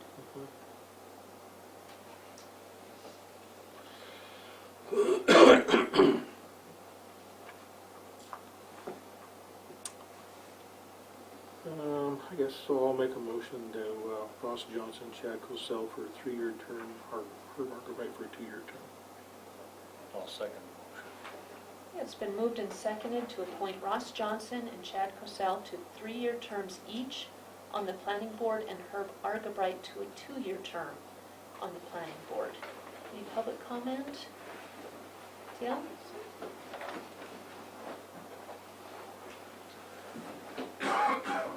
Jim Ravarell, resident, Broadwater County. On the planning board, as the commission knows, I right away volunteered to serve on this board earlier. It was stated earlier in this meeting that, there's nothing personal here, and I'm not up here to a personal point. Question I have, Ross Johnson, is this the same person that has advised the citizens of Broadwater County that he may run for county commission seat? If it is the same person, will there be a conflict of interest of that person serving on this board as well as possibly being elected? And again, it's a potential question. Maybe I got the wrong person, but there was an article in the paper that he advised the citizens that he's interested in District 2 seat. So I'm just kind of curious of that. Again, it was stated this is not personal, but I want to make sure that we get that on the air if it is possible. Thank you. Anyone may choose to run for office, and it doesn't preclude them from serving their community. If he were elected commissioner, then we would have a vacancy on the planning board, and that would go through this process to appoint someone. But because he is just a candidate, it does not keep him from being able to run. If he were an employee or a contract employee, then that would be different. But as a citizen, he is absolutely Clarification. allowed to continue to serve. Any other public comment? All right, all those in favor of the motion, please signify by saying aye. Aye. Aye, motion carries. How about the weed board, Nicole? Certainly. So the weed board currently has 2 vacancies and 1 applicant. Our applicant, Peter Rice, I know, I'm certain all of you have met Peter. Right. Interested in continuing to serve. Peter's done a great job on that board. So I understand that we may have a vacancy from the west end of the county, or north end of the county, is that right? Is that just someone that's not going to, A vacancy on the weed board? in the weed board? Is that true? Do we have? That is correct, yes. Okay. Mr. Potter has confirmed in weed board meetings that he's not interested. They have been trying hard Okay. to lobby him to change his mind, and so far it looks like they have been unsuccessful. Okay. So to have, especially with the huge grant that Jessica got us for the Elkhorns, Mhm. it would be great to have somebody from that That would be, area. that would be great. Yeah. So hopefully someone will step up. It's a hint.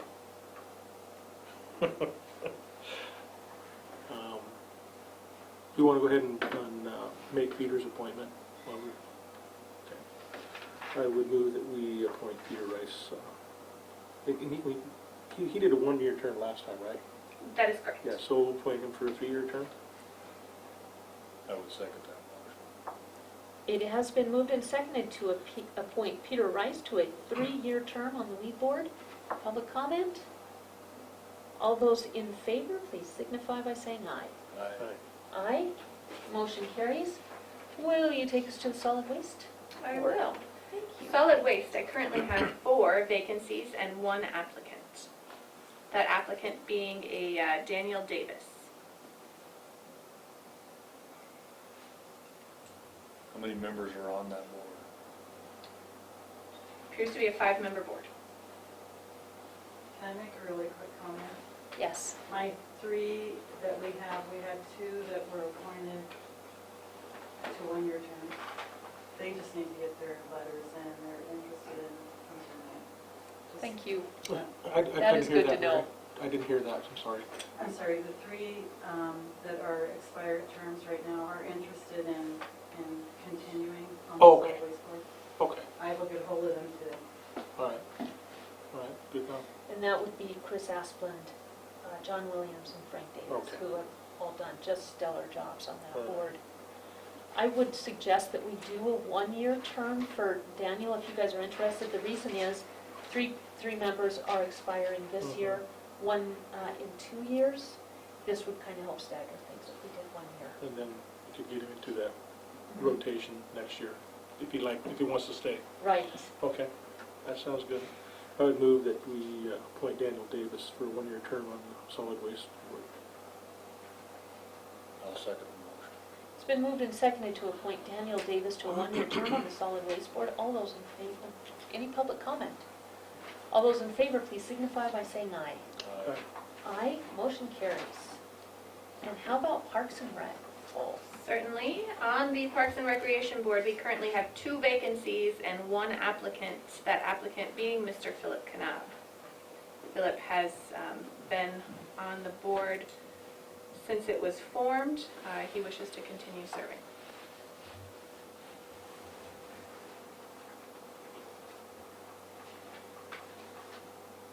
And with the, we have 2 expiring this year, 3 next year, so 3 this Okay. year. 3 in 2020. Okay. oh, thank you. I was talking this year as a 19, but you're Oh, right. okay, I'm it is sorry. 20. Okay, Yeah, 2 expiring now, yes. and 3 this year in December. I'll make a motion to appoint Philip Knopf for a 3-year term. Well, second.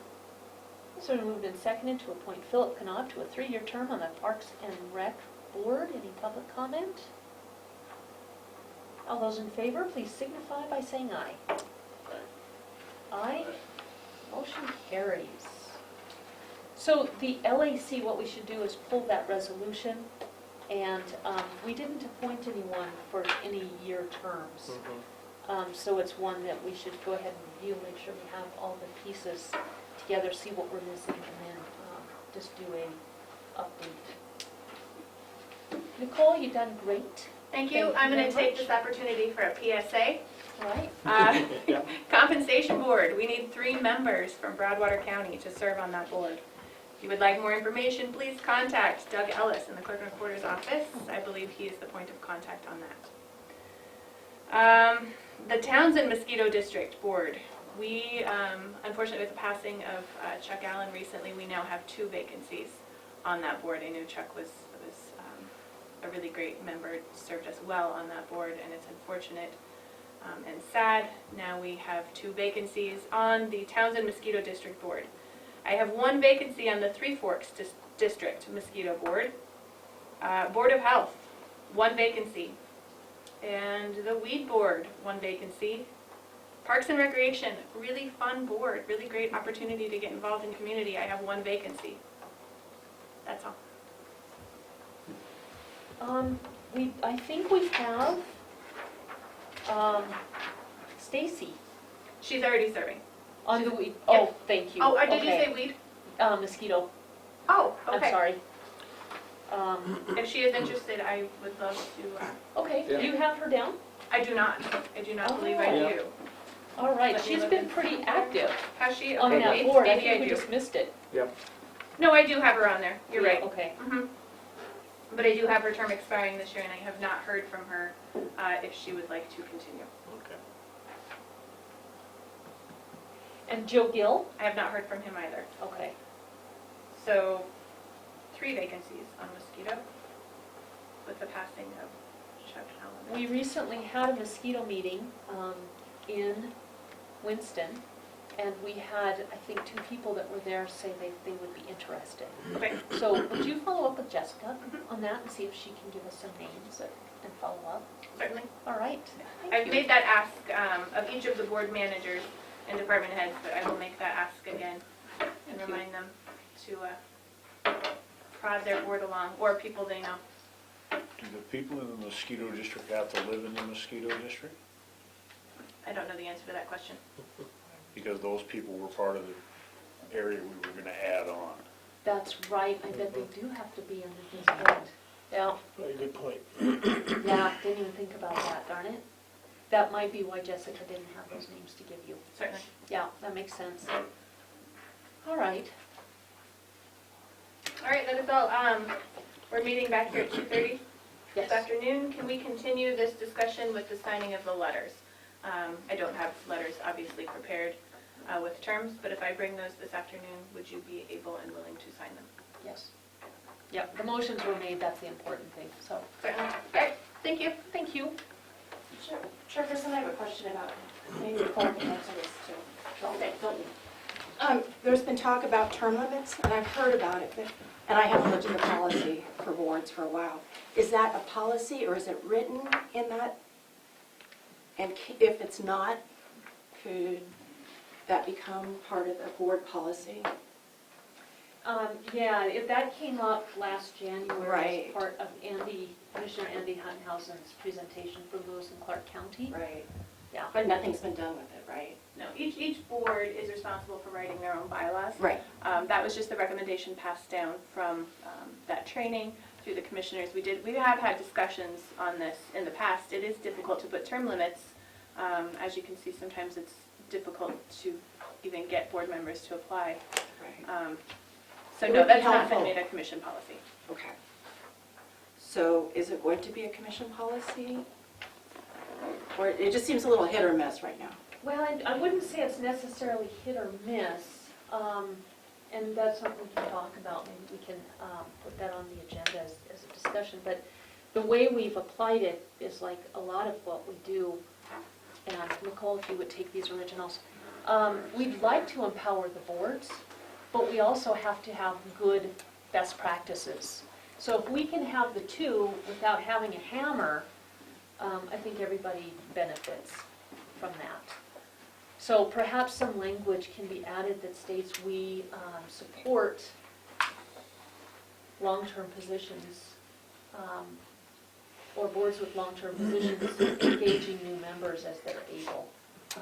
That would maybe help to answer Debbie's question. It's just So come we up can a work few on times, some some more. clarification with some openings for adjustments would be handy. Yeah, I think Nicole kind of addressed it very well. Yeah. Yeah. And I just want to make a comment. You made a comment about the trust board having $3 million. Excuse me, I'm also fighting a cold. And I'm not sure I got your whole point, but that is due to very conservative financial management. And it's actually, I think, 2.8 now. And that is a very good thing for this county because it doesn't use taxpayer money for any of these projects we do. So it's a board to be proud of and embrace. Thank you. And I think Debbie's 100% right. I think there's been a lot of respect of the trust board, of your management of money. It is taxpayer money. It's just not derived from property taxes. But I think Debbie is 100% right on that, so thank you very much for making that point. So next, we're a little bit behind. Daryl Folkford, Commissioner, County Website Options. The floor is yours, kind sir. All right, thank you. So we started this, a couple of months ago and kind of stalled out because we got pretty busy towards the end of the year. So we'll bring this back to the top of the pile. But I think we've all sat in on a couple of webinars on a couple of sites that we were interested in, and we had a chance to see them do a demo of their software products. It came down to, I think, probably the two that everybody seemed that they were interested in was the Civics Plus and the Most Wanted Government websites. So I think you all have the spreadsheet that I made. Did you bring yours, Mike? You can look on mine. So the spreadsheet tells what the cost is, what the annual service costs are, and then on the notes was just kind of some of the highlights of what they were offering. So Civics Plus CMS is the complete website package, and it's pretty robust. It does some of the other counties, or let's see, let me get the right page here. Agencies that are currently using that, Butte, Silver Bow, Kalispell, Missoula, Gallatin County, just to name a few, are using the CMS website. So initial cost is $9,300, or they do have an alternative payment plan, which would be $5,350 for the first 3 years, and then $2,365 for the fourth year. If that worked out better for us budget-wise, that's something that we could do. Annual service cost to maintain that site and to have the folks that could help us manage it is $2,250. They're based in Manhattan, Kansas. Their stuff is cloud-based. No servers required. We have unlimited pages, and they do a nightly off-site backup 24/7. So the unlimited support for 4 years, and then they are ADA compliant, which is pretty much a requirement nowadays. Folks that are handicapped can. The reason that the ADA compliance is important is folks that are visually handicapped, when they see what's on the screen, it actually speaks to them, tells them what's on the screen as they move around, because they can't see it. So that's becoming actually a federal requirement. And so that's why it's important to have a site that does that now. Some of the options that we looked at for the Civics Plus was the Civic Clerk, which was a meeting agenda and management software, and also included the meeting live streaming and archiving. Now there is some limited agenda meeting management stuff that comes with the original website package, but this would be in addition to that. And what that would allow us to do is help us to manage our agendas, timestamp our agenda to the live stream video as it's being made, so when it's archived, if folks were just interested in a specific topic, they wouldn't have to watch the whole video. They could go to the timestamp that aligns with the agenda item, fast forward to that, and listen to that portion. That's the advantage of having that.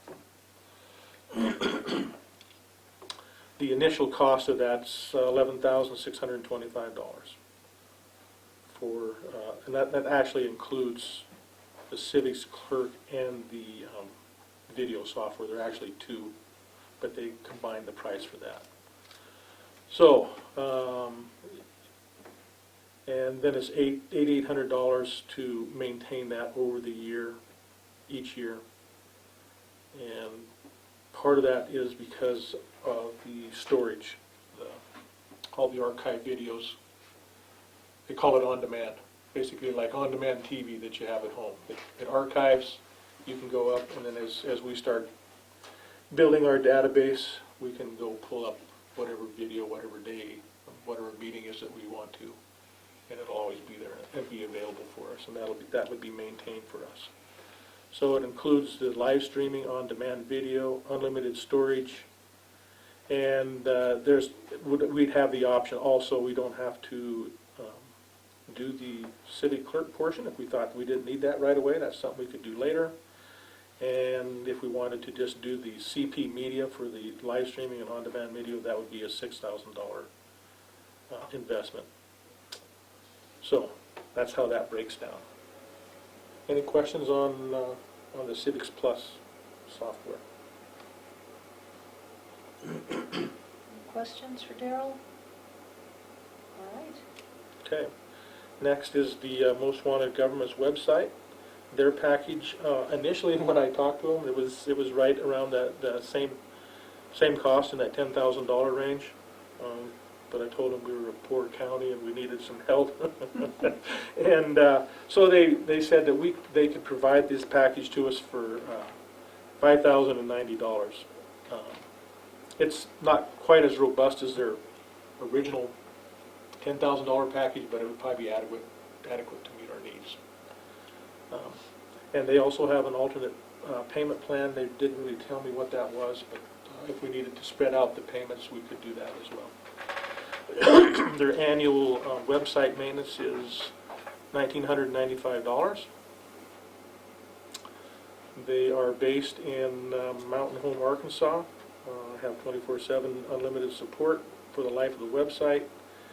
And they only do 28 consecutive days of backup off-site, and they are also ADA compliant.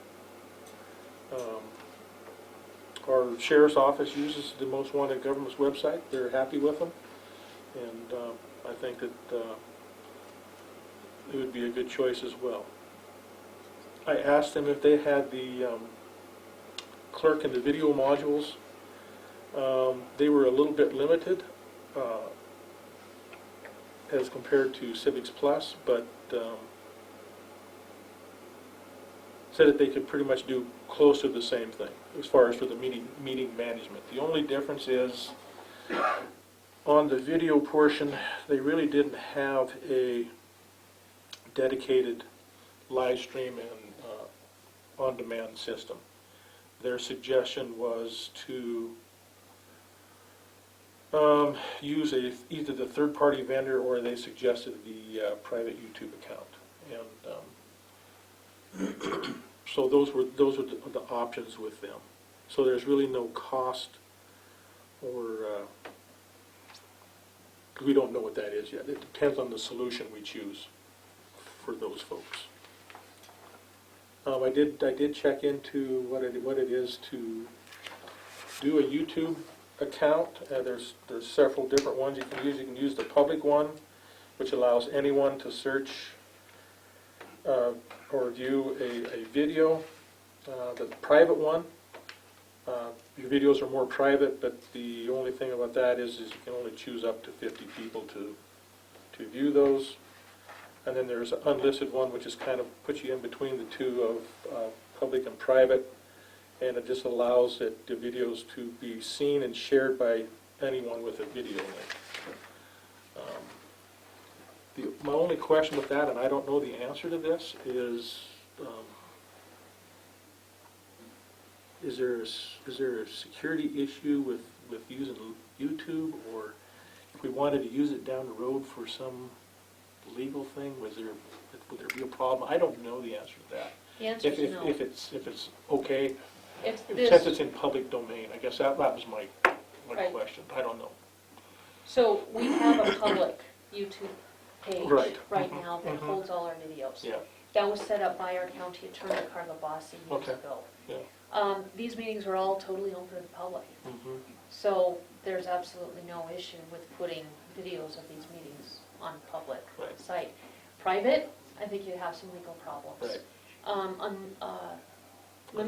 Limited or whatever, Yeah. can't read my writing. Unlisted, because it's not public, you'd have an issue. Right. Public, there's absolutely no reason you can't put videos up, and there's no cost, Right. so. Yeah, and so I guess I haven't really gone back in. Is there do we have an actual archive for our YouTube videos, or is it just by searching by a date or something like that? How's that been in the You past? can, anybody who's searched YouTube, Mhm. you put in what you're looking for and it pops up. Mhm. It's just like Google. Sure. So you can go to our page and look it up, Commissioners Broadwater, Right. and they're all there. Or you can put in the search line, the date that you're looking for, Broadwater County Commissioners, and it'll pop up.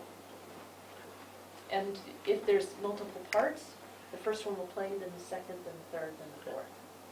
And we can use those, like, say we had some legal issue, we could use those in court and they'll, We used them in It's the good with court trial with John Wright. all right, Yep. perfect. Okay, so that's, definitely an option for whatever we decide to do.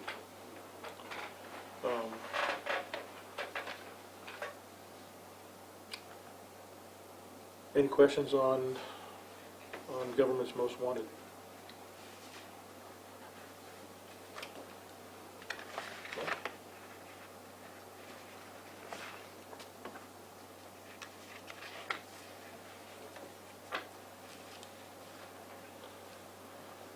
I did on my spreadsheet include some other places that I like. I did look at Skies to Point Studios out of Billings, and yes, they were a lot less expensive, but they was pretty limited on the website they could build for what we want to do.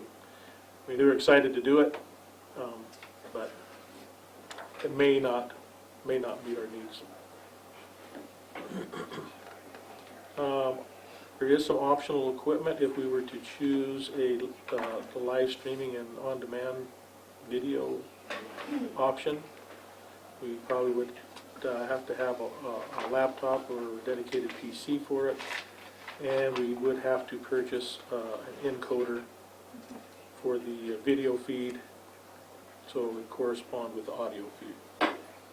And that's, we guess, Mike's done a lot of research on that, Mike Meyer. And with us doing the work to install it, which I think that's pretty straightforward that we could do that, we'd probably be into that about $5,000. Early on in the process, we did reach out to a company called AVI Systems. They could do the complete audio, video, encoder installation, which include the live streaming on demand. And at that time, we were looking at some ceiling speakers, but our new site that the meeting room that we're proposing already has speakers built in and is wired for video cameras, so that's a plus for us. We wouldn't need that. That was $33,300, and then there was an annual $4,100 service fee to maintain that, and that did not include a website package. So that's what I have so far. Maybe, I guess if whatever we settle on, I think we need to have another webinar, so everybody can watch it and make sure, have them do their presentation, and make sure that's going to meet all of our needs.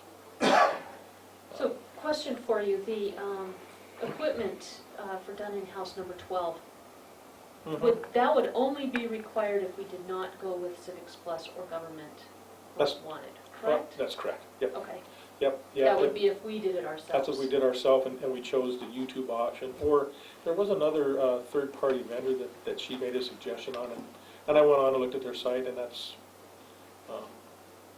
that could be a way we go as well, but, you know, the YouTube option is by far the most less expensive, and if it meets our needs, if that's, I mean, I think we should try.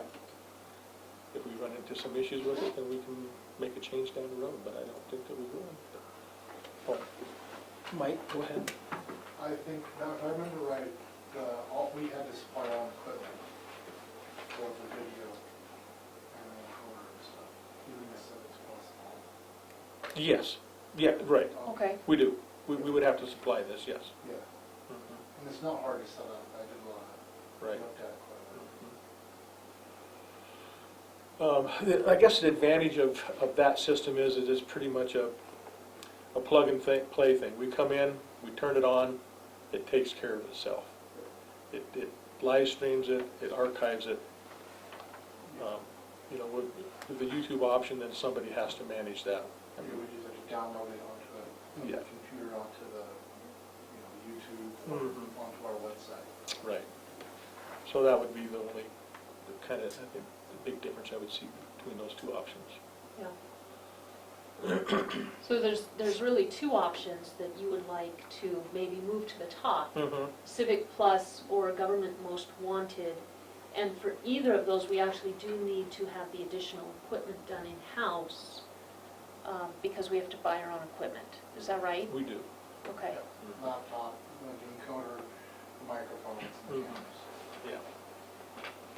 If Yeah, you, I'm sorry, that was something I didn't really mention in here. Did that $5,000, Mike, did that include the microphones and the PA system that we were looking at? Okay. So that's not too bad for all of our, The audio mixer, Right. all of it.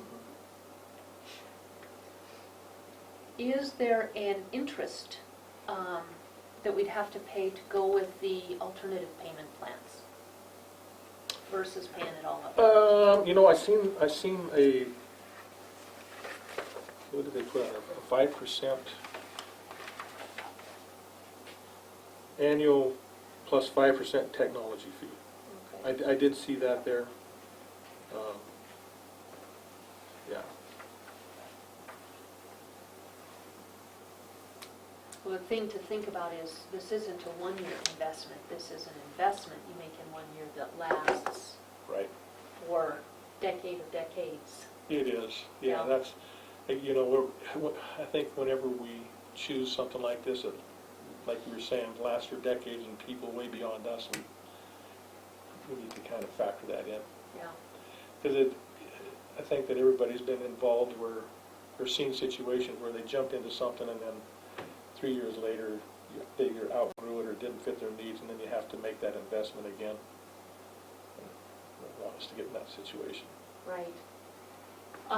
What we could do, if you want, is schedule each of these to give us a webinar. We could do Sure. it right here, just with the TV in back. Yeah. And then have a decision, maybe like if we did a Wednesday meeting, Mhm. we could either have a decision the next Monday or the Monday after that, Yeah. and move this along so we can actually get this started. It's going to take, Oh, that's How the many that's the months? other issue. You know, I think I might have misstated here a couple months ago when I gave this presentation. It's on Civics Plus. He said 12 to 15 weeks. On the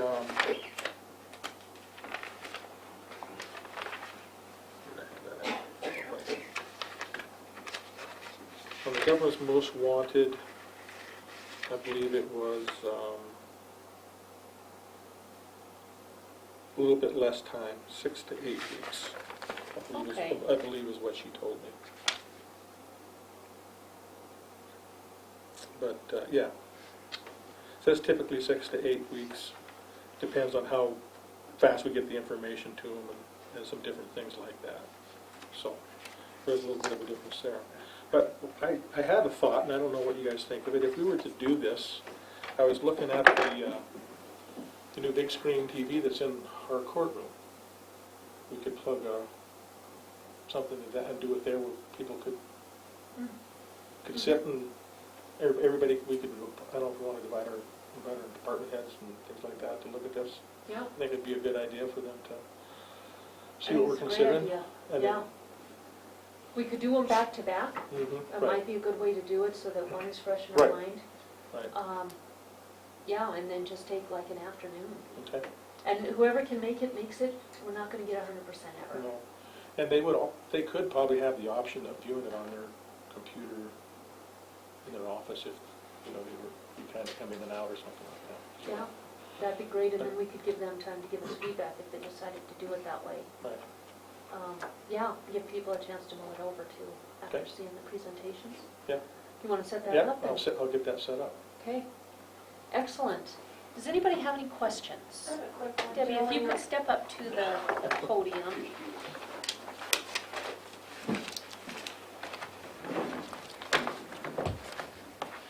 Debbie Randolph. Daryl, in your research, don't mean to add to your research, Yeah. but I've been researching counties in Mhm. Montana and Idaho.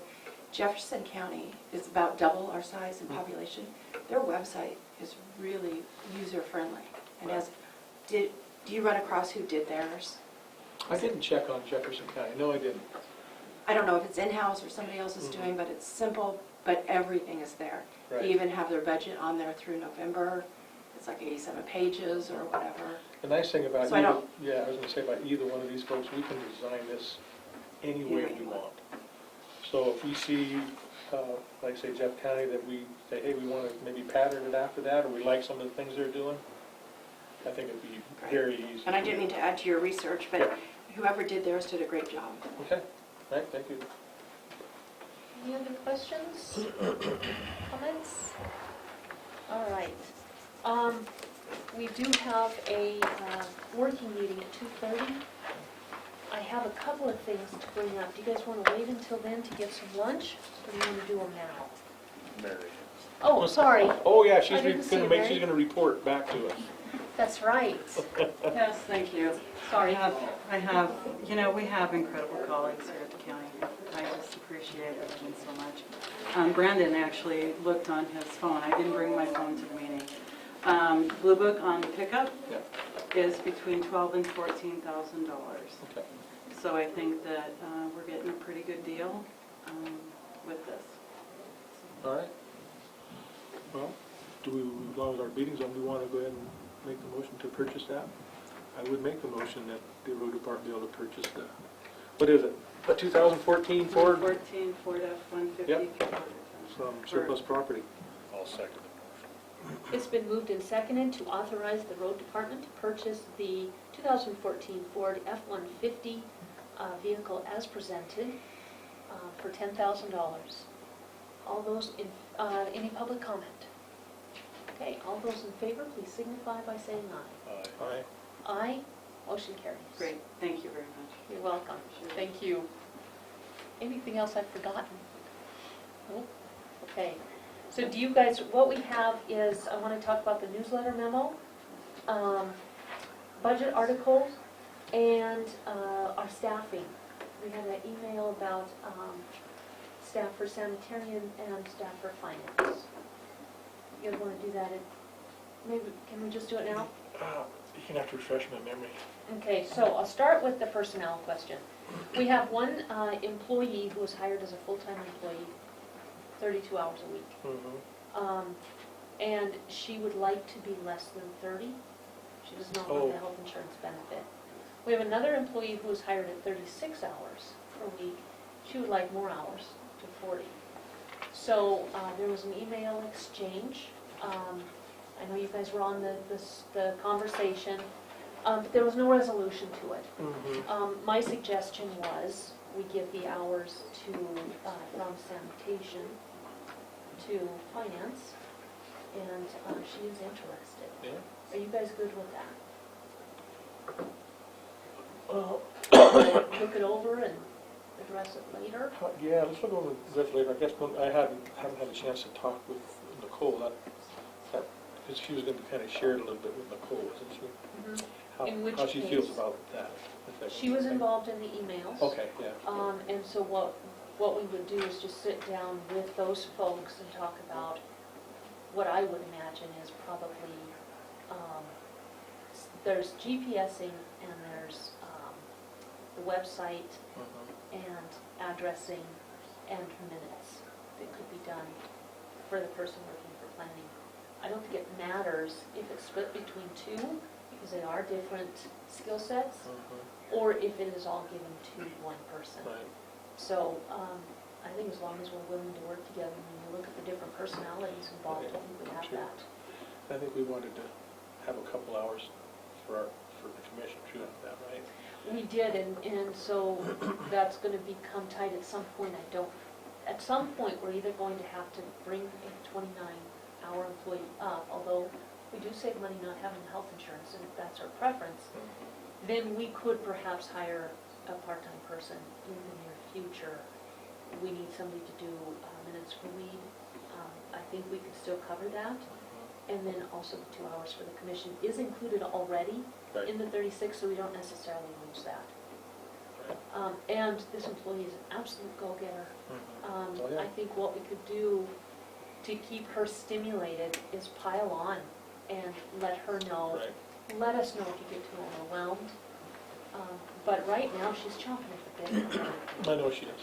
Yeah, and for an employee, with an employee like that, that's exciting.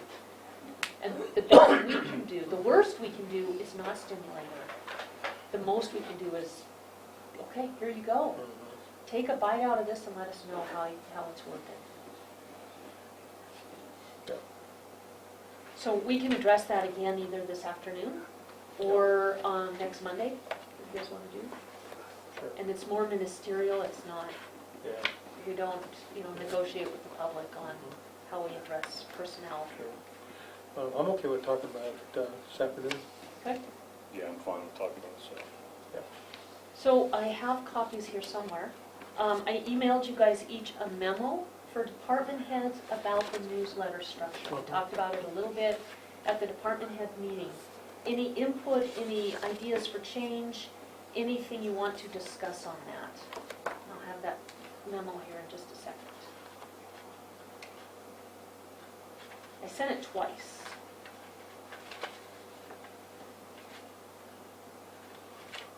Who's all on your committee?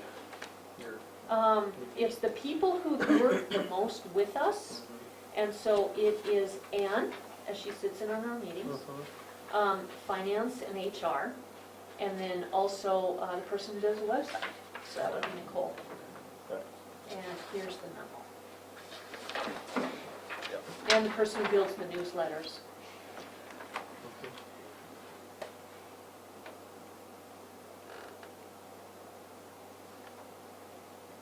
And also, as you're reading, if something isn't clear, let me know so that we can put it into verbiage that is understandable and not confusing.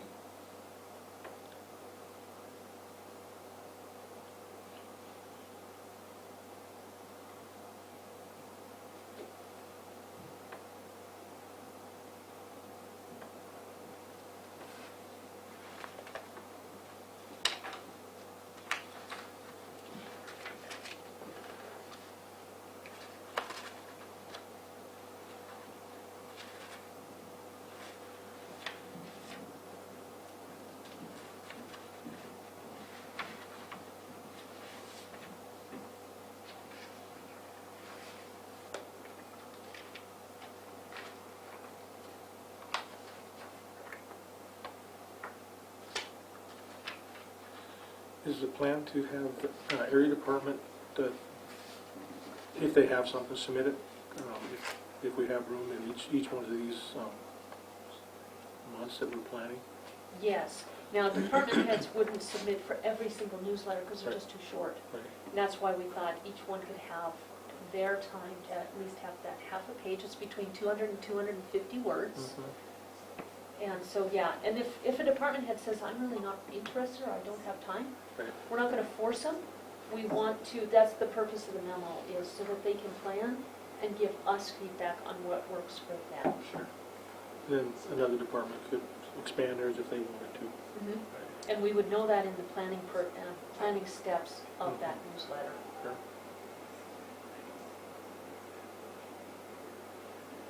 Yeah, that's a great start. Okay. I will perfect it then and send that out to department heads on behalf of the commission. Mhm. And then here is last year's State of this County article. So we ended up changing the newsletter, so that never went out. It just gives the truth about the budget to people. So a lot of that information is dated, but if you would give me some feedback on what you want to see, what you don't want to see. I was thinking bullets, because people don't generally read paragraphs. That was sent email 7 times last year, and I just got no response, so I wasn't sure if that was even a direction you guys wanted to go. And that's the other reason it just never went out. So some of the facts have changed from last year to this year, but just give me some feedback on verbiage, what you want to see subtracted, what you want to see added, and then we'll have a mock-up if you guys are good to at least start with the foundation stuff that applies to this year. Okay.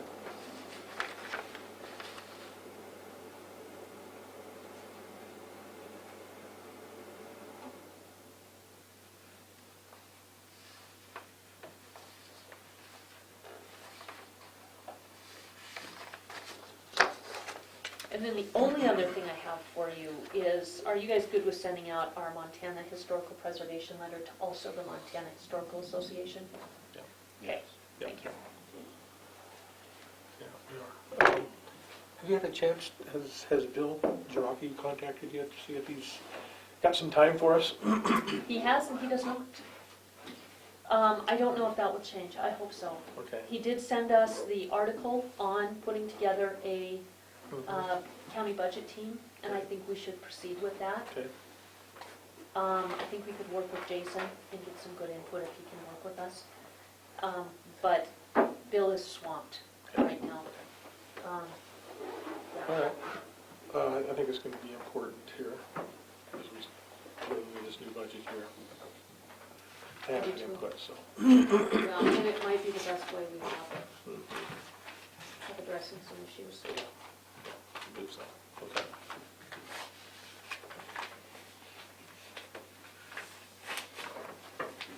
So if you guys are good moving forward with the budget, let me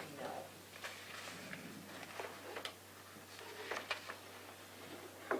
Okay. And did we get our signatures then for the utility district for the 10? Did we get those? Okay. Okay. Very good. We'll have that on the agenda for next week. Beautiful. Yep. So, yes, on the article, go ahead and take off with what we have so far. Yeah, I think Okay, so. all right. And that's not to say this is done, and absolutely like everything else, you guys will be getting multiple emails with all the different changes. But I just want to know if that's a foundational place to start, then I can put some time into it. If it's not, I'm not going to put the time in. So that's what I'm looking for. Foundation. Okay, thank you, that's all I'm looking for. Yeah. All right, we'll recess then till 2:30, for the working meeting at that time. Okay. Thanks for coming. Question. Sure.